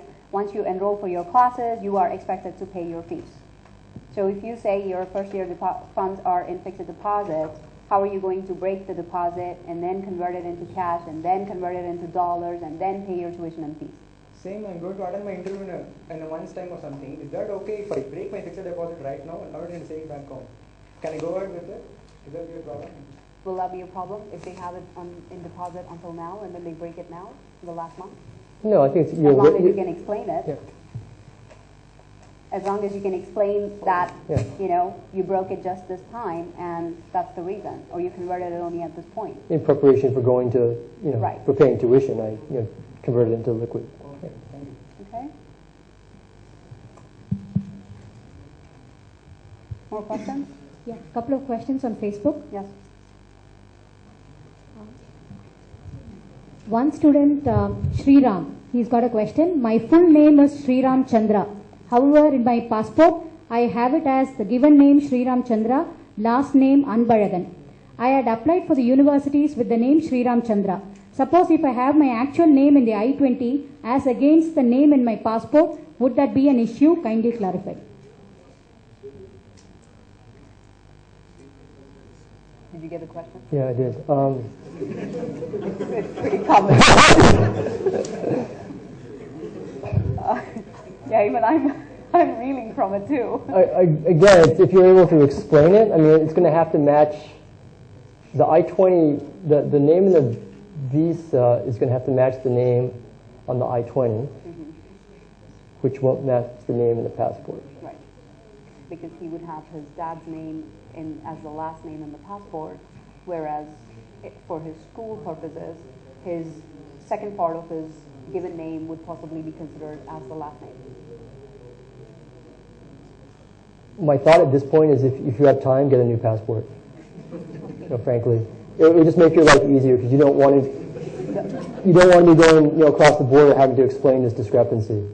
If you have time, just get a new passport. One thing you can do is apply for a new passport now. I realize it takes a few weeks. Go for the visa interview without a passport. I think that's... Well, you can't. You can't. You have to go... With a passport. Yeah. You could then hold the passport, tell them, explain the situation, say, I don't want to have the passport printed yet because I want to get a new passport. I'm going to take my passport back, get the new passport. You can then send it in without an interview and then get it placed in. I think that's the best solution. Okay. Well, the other thing I want to mention here, I heard a lot of murmurs and stuff. This is not a funny situation. It might seem so at this point in time, but let me remind you, that when you go to the United States and you get a degree over there, your degree and diploma is going to have the name printed on it as it is when you gave your application. So this is going to cause difficulties for you even later on, right? So please try and clarify that. It would make sense to get a new passport at this point in time with the correction, only because you want to have that correction made that would reflect with what the university also has. For this particular student, I would actually recommend contacting the admissions office and the department in order to see if a new I-20 can be issued. The new I-20 can be issued. It will take time, but the sooner he does it, the better it will be for him in the long process, because that is the name that will get entered into a lot of different locations. Keep in mind, you're getting into the SEVIS system. You have something in the Indian passport system. You have something in the university system. If you do end up getting an assistantship, you will end up in the social security system, right? You want everything to match. So my sincere recommendation to the student is to contact the university ASAP, as soon as possible, and try and get a revised I-20 to explain to them that this is the reason, not to destroy the current I-20, keep it, because you cannot destroy I-20s when you get them. Any amendment to the I-20 has to reflect continuity, right? So today in your I-20, it shows that you are in a particular program and you are expected to begin your program August 20th, 2013 as Masters in Electrical Engineering.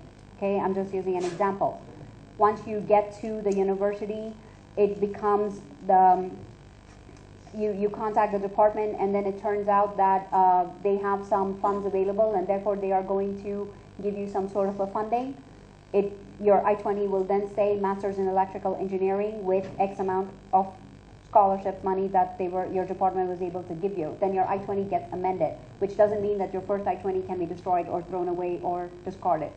You have to have the first one and the second one. Every time you have an amendment, you will keep all your I-20s. Does that make sense? Okay. Okay, the next question on Facebook from Prashant. How long will it take to fix up an appointment for the visa once I pay the required fees, SEVIS and visa appointment fees? Pretty immediate. It's usually a few days of the appointments, I believe. It might be a little bit longer right now because we don't have that many student appointments open this early in the year. But as we get more into student season, May, June, July, I suspect it will be within 2 weeks and probably less. Just to give you a little bit more on the actual appointment setting up process. How many appointments are you guys going to set up? One of them is going to be at the consulate. The other is where? That's right.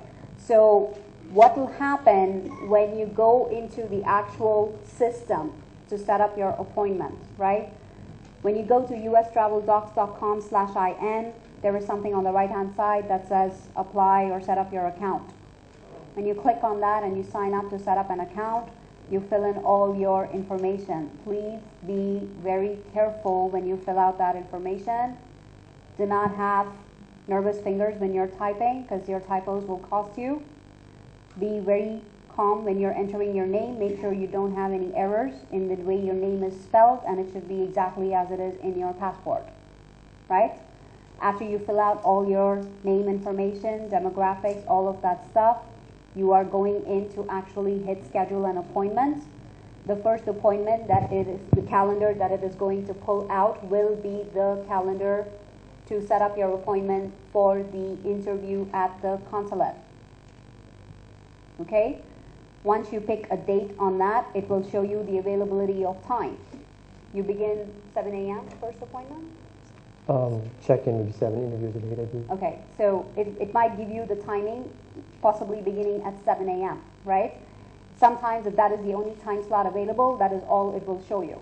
But if there are more time slots available, it will show you what those time slots are. Once you pick that date, and then you pick the relevant time that you want, then it will ask you to now pick the appointment date for your OFC, for your Offsite Facilitation Center, which will be 14 days before your consular appointment.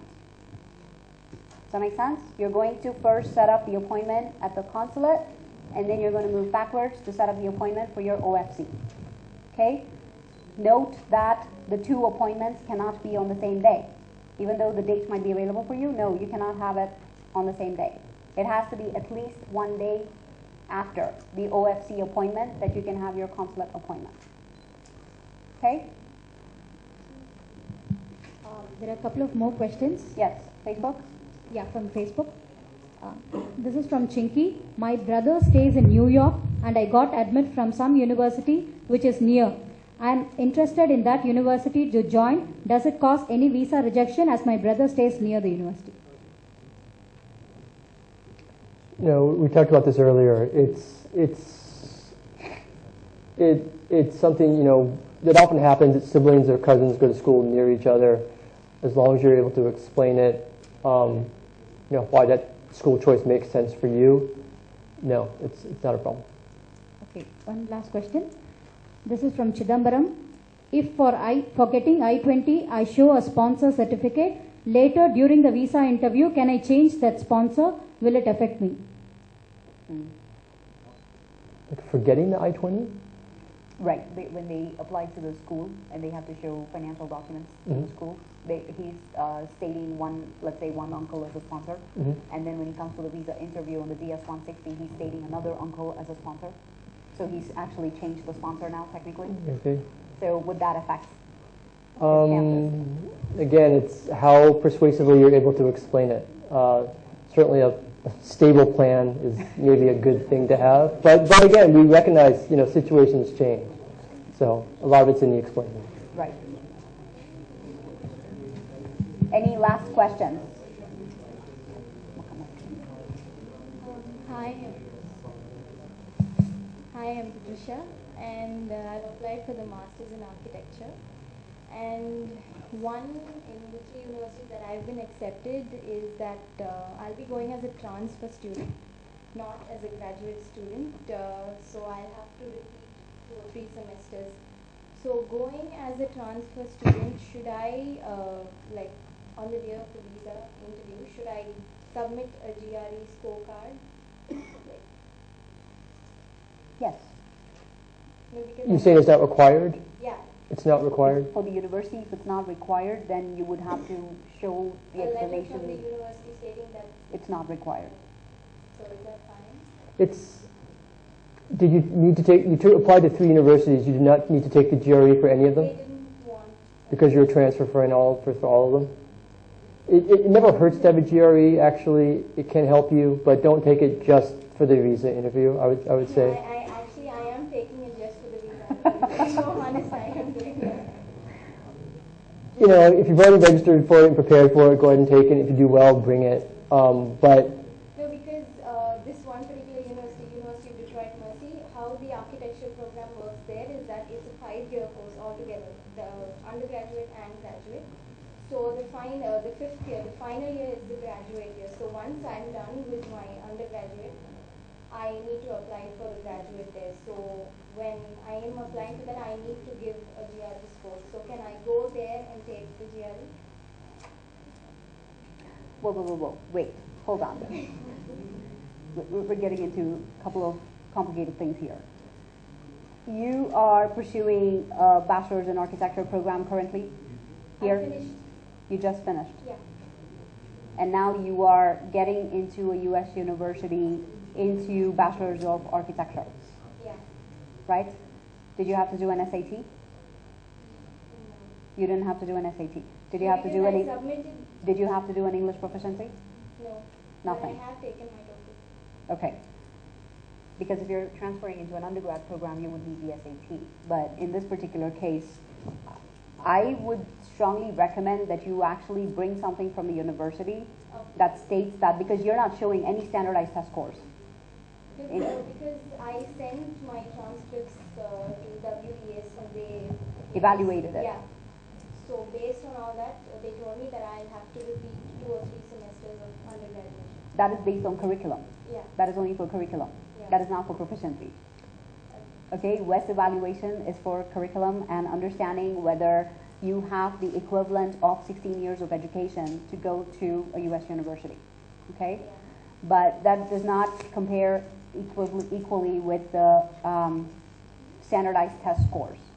So if the university that you are choosing to go to, the one that you mentioned, and the other 2 that you have been accepted at, do not specifically ask for standardized test scores, I think it would not hurt for you to have that documentation actually showing that. Because most universities will require at least some sort of a test score. For undergraduates, it's either an SAT or a TOEFL, English proficiency, or IELTS, right? For graduate students, it is and GRE or GMAT and TOEFL or IELTS, right? So in your case, when it's a one-off situation like that, it does not hurt for you to have your WES evaluation if you do, and also to have the documentation from the university stating that they do not require, provided, there has to be a caveat, provided that your transcripts are evaluated or something of the sort, just so that the officer can have that extra documentation to base a decision on. Anything else to add to that? No, it's kind of an unusual situation. Yeah. I mean, applying from undergraduate to undergraduate, then going into master's. The one thing you want to make sure you don't give the impression is that you've chosen this kind of unusual route to avoid taking a standardized test. Right. So as long as you can kind of show that you've got solid coursework and you have a solid plan going forward, then I think it's okay. Because I don't want to get rejected just because of this. It's not that I don't want to take the test, I just... It hasn't been required. Yeah, what you're saying makes sense. It's kind of unusual, and the officer may not recognize it. So either have documents saying that it's not required, or if you can, without a whole lot more work, actually take the test and get a decent score. That actually is maybe the easiest thing to do.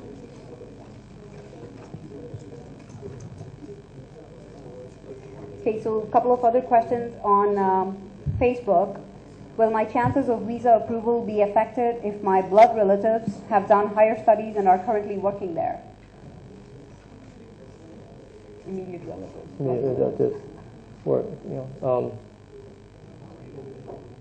No, it shouldn't. It depends. We're looking at you.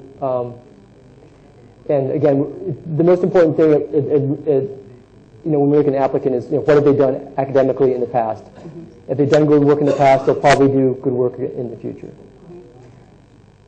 So another question, people who graduated last year had a gap of 8 months or so before we joined work, before they actually took up a job. Mm-hmm. Will this affect the visa outcome? It's like freshmen this year or? No, they graduated last year as in possibly undergrad, right? With an undergrad degree, and so they're going for a master's program now. Sometimes I've seen students come into the office and say that I graduated and then I spent time preparing for my standardized tests. Therefore, they didn't try to get a job until 6 months or 8 months later after they finished the test. So the question is, will that affect the visa outcome because they have a gap of 8 months? After graduation and before joining. And that was standard for last year, that most people finished in March and didn't start a full-time job until.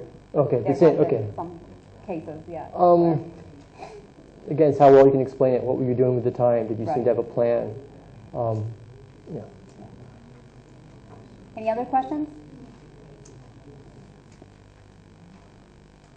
Last 5 minutes. This is your chance. Yes, we have a question up front.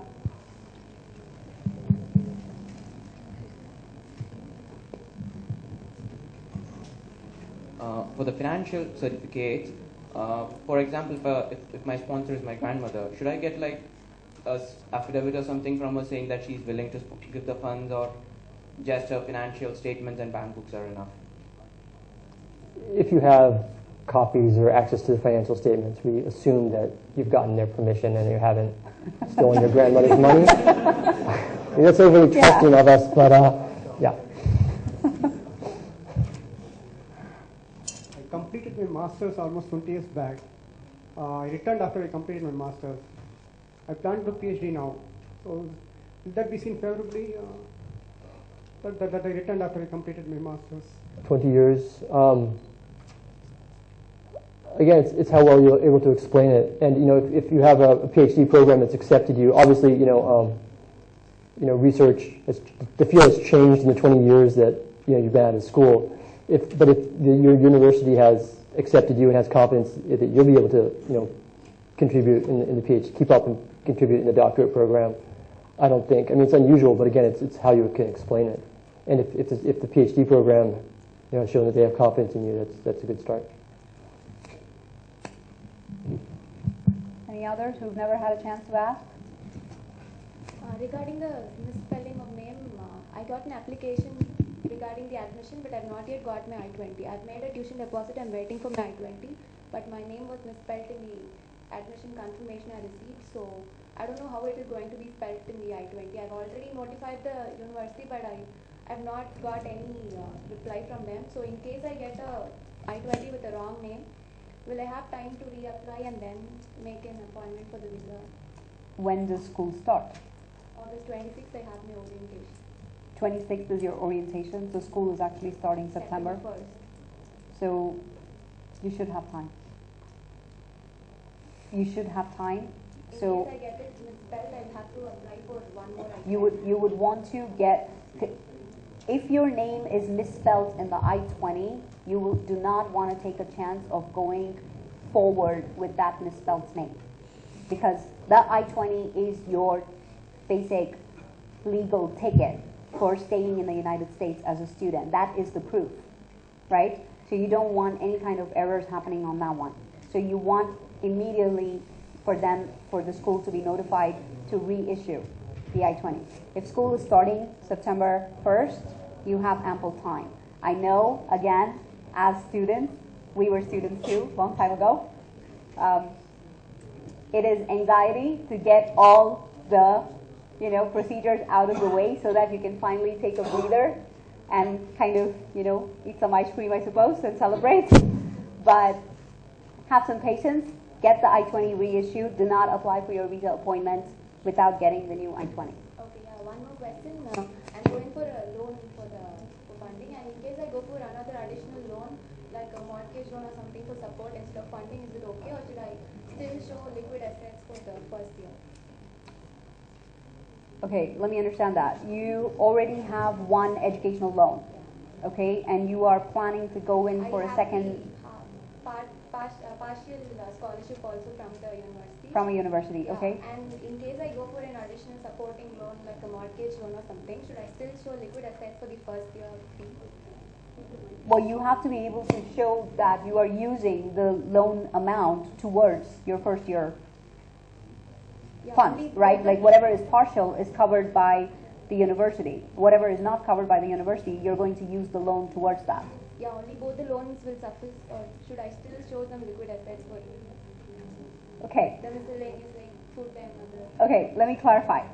If your loan does not state that, I'm assuming the loan does not state that the funds can only be used for tuition and fees, right? So, therefore, you can use the loan for your stay, for your first year study, for supplementing your tuition, which is not covered by the partial funding from the U.S. university.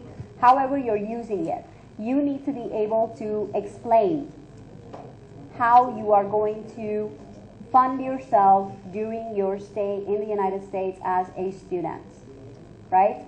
And if that turns out in your response, as I have partial funding from the university, I've taken an educational loan which will cover the other half of the tuition, plus it will also cover X amount of it will give me X amount of dollars for my living expenses and first year, and then I also have a second loan to supplement my second year of study. Then you have actually explained what you're doing with the two loans. Just having loans and then not being able to explain it is what is going to cause problems. In that case, I will not show liquid assets. Again, I'm trying to give you the same answer. You need to have funding to demonstrate that you can survive in the United States as a student in all forms. To be able to pay for your tuition, your fees, miscellaneous expenses, your living expenses, and also eat so that you can study. and ultimately graduate. Correct? Yes. If my I-20 amount for the entire duration of my course is close to say $74,000, and if during the visa process, if I show a bank loan sanction for close to $40,000 and liquid funds worth $20,000, is it enough? Is it sufficient? Let's do the math here.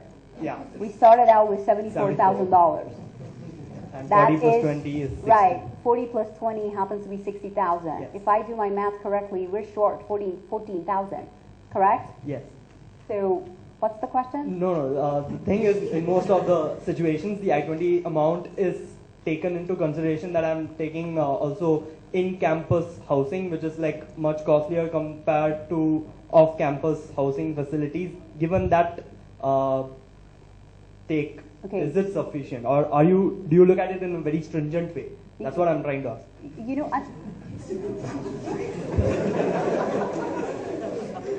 I just want to point out something very clearly over here. It's a little disconcerting to me when you ask specific I-20 visa-related questions by staring at me.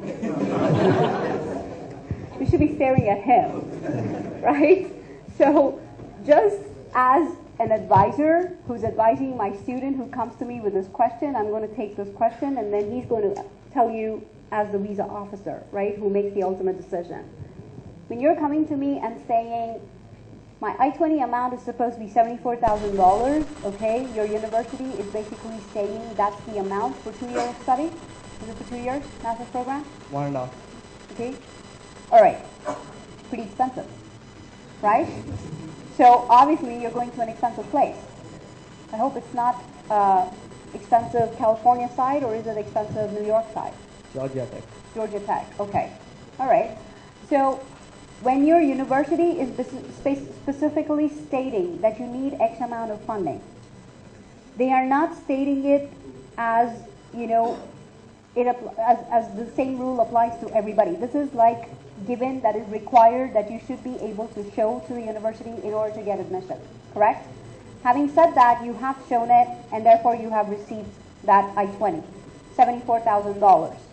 When you're coming for the visa, you are now basically questioning a little bit in terms of, can I, you know, show 14K less or like 20K less because I'm going to save up money, I'm not going to eat out all the time, I'm going to cook my own food, I'm going to, you know, share an apartment with 4 other people. However, you're cutting costs. Well, kudos to you for cutting costs and thinking ahead and all of that, but that's not what we want to see on paper, right? Because we still want to be able to know that you will be able to meet the requirements and pay for whatever needs to be paid. And where you can cut costs, you can cut costs, but everything else, that the amount doesn't just come out of thin air. And it is not necessary that it always comes out based on on-campus housing. Sometimes housing around the university within the immediate 3 to 5 mile radius of a university could be more expensive than a 15-mile radius. Okay? So there are a lot of different things that go into account. So 14K shortfall, no, I'm not accepting it. Well, what would you do? Yeah, basically we assume the university knows best how to set that number. And you know, it may not fit for everyone, but that's the number they set, and that's what we're going to go with. Okay, sir. And one other question is that all my Indian mark sheets, they reflect my initials without the expansion. The passport has the expansion, now the university has the expansion. Will that discrepancy be looked at in a very severe way? Okay. No. Thank you. Hi. I have booked my visa on May 16th. So should the financial documents be dated just 4-5 days before the interview, or can I start preparing it now? Like bank statements, auditor statements, and all? You accept bank statements of the most current up to 6 months, correct? Up to 6 months. So yes, you should start the process now, not wait until like 4 days before your Because I interview. saw on some website that the auditor statement should be dated 4-5 days just before the visa interview. The auditor statement has to be For 4-5 property days. evaluation, the auditor statement. Where did you get the information? I saw on some website. Huh? In some website, I googled for visa documents, so I found some website. Right, Some so remember website. what I Yeah, said? some website. I'm not sure about the name. Remember what I said at the very beginning, ustraveldocs.com/in. So technically, they should be accepting most current is considered recent 6 months. Okay? If you have it like, 2 months ago, that I think that is also falling under most current within the same time period. So you should be okay, but I would be a little cagey about you waiting until 4 days prior, and what if, a flood hits Chennai and your auditor doesn't make it to the office. So let's not take that chance. You should prepare. Okay, I will give you last 3 questions, and then we will have to wind up. Yeah, I have a question. Then multiple GRE affect my visa? No, we see them sometimes that, they're clearly dated when you took the exam. I think every GRE score will show your prior attempts. And, if you feel you can get a better score by focusing more, it doesn't hurt to take it again. Well, it does hurt to take it again if you do badly the second time. If you do much worse the second time. But the fact that you took it a second time doesn't hurt. The third time more.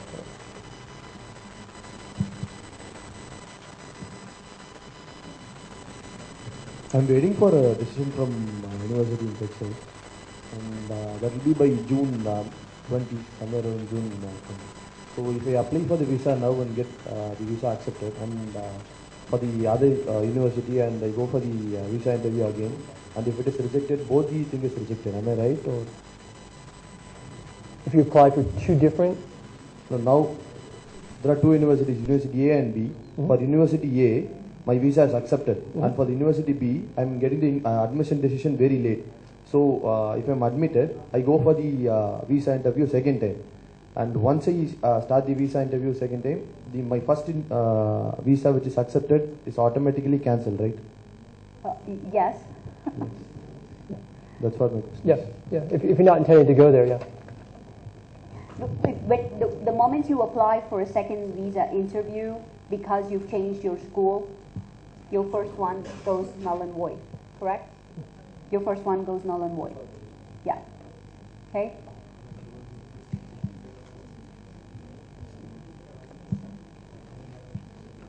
So one last question from Facebook. Yeah. If I get rejects from many universities and admit from only one single university, will that cause a problem? No, again, it's some people are very ambitious in where they apply. It's, again, how they explain it. If you apply to a lot of schools that were kind of maybe a little bit too much of a reach and you didn't get in, but you got into a school that still makes sense for you, and, you've done work that suggests you'll succeed there, that's okay. I mean, it's not a great strategy, but if it happens, it's okay. I mean, you should be aiming like 2 or 3 you're pretty sure to get into, but if it doesn't work out, that happens sometimes.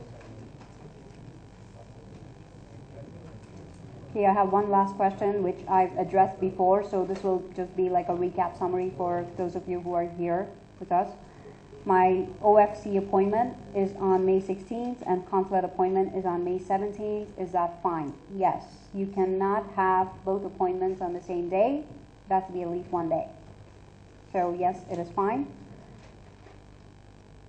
My question to the audience over here: you get your visa stamped into your passport, you are off to the university of your choice, and something happens and you misplace your passport or you lose your passport. Is your visa still valid?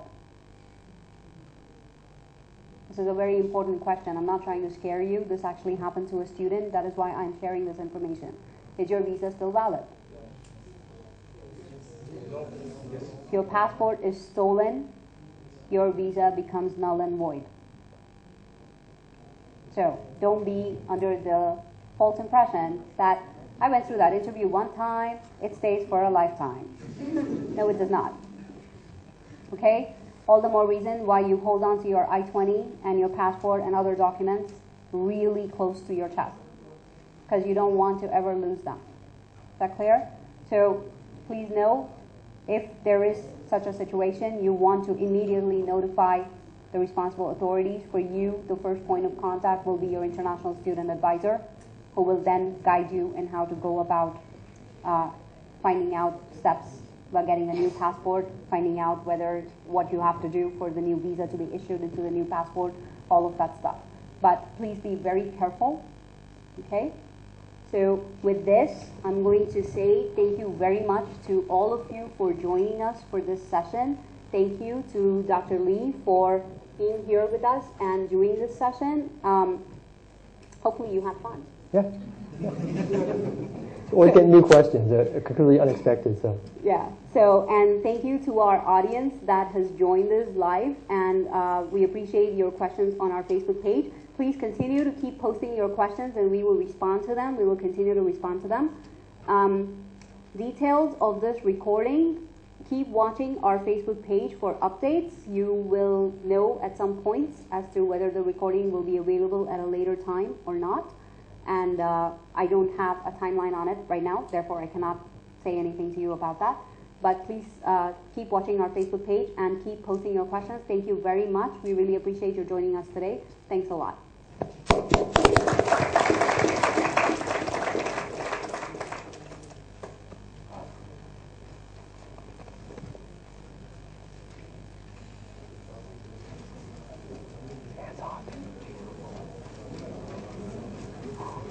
It's usually cold in this room, I guess, for all the people in the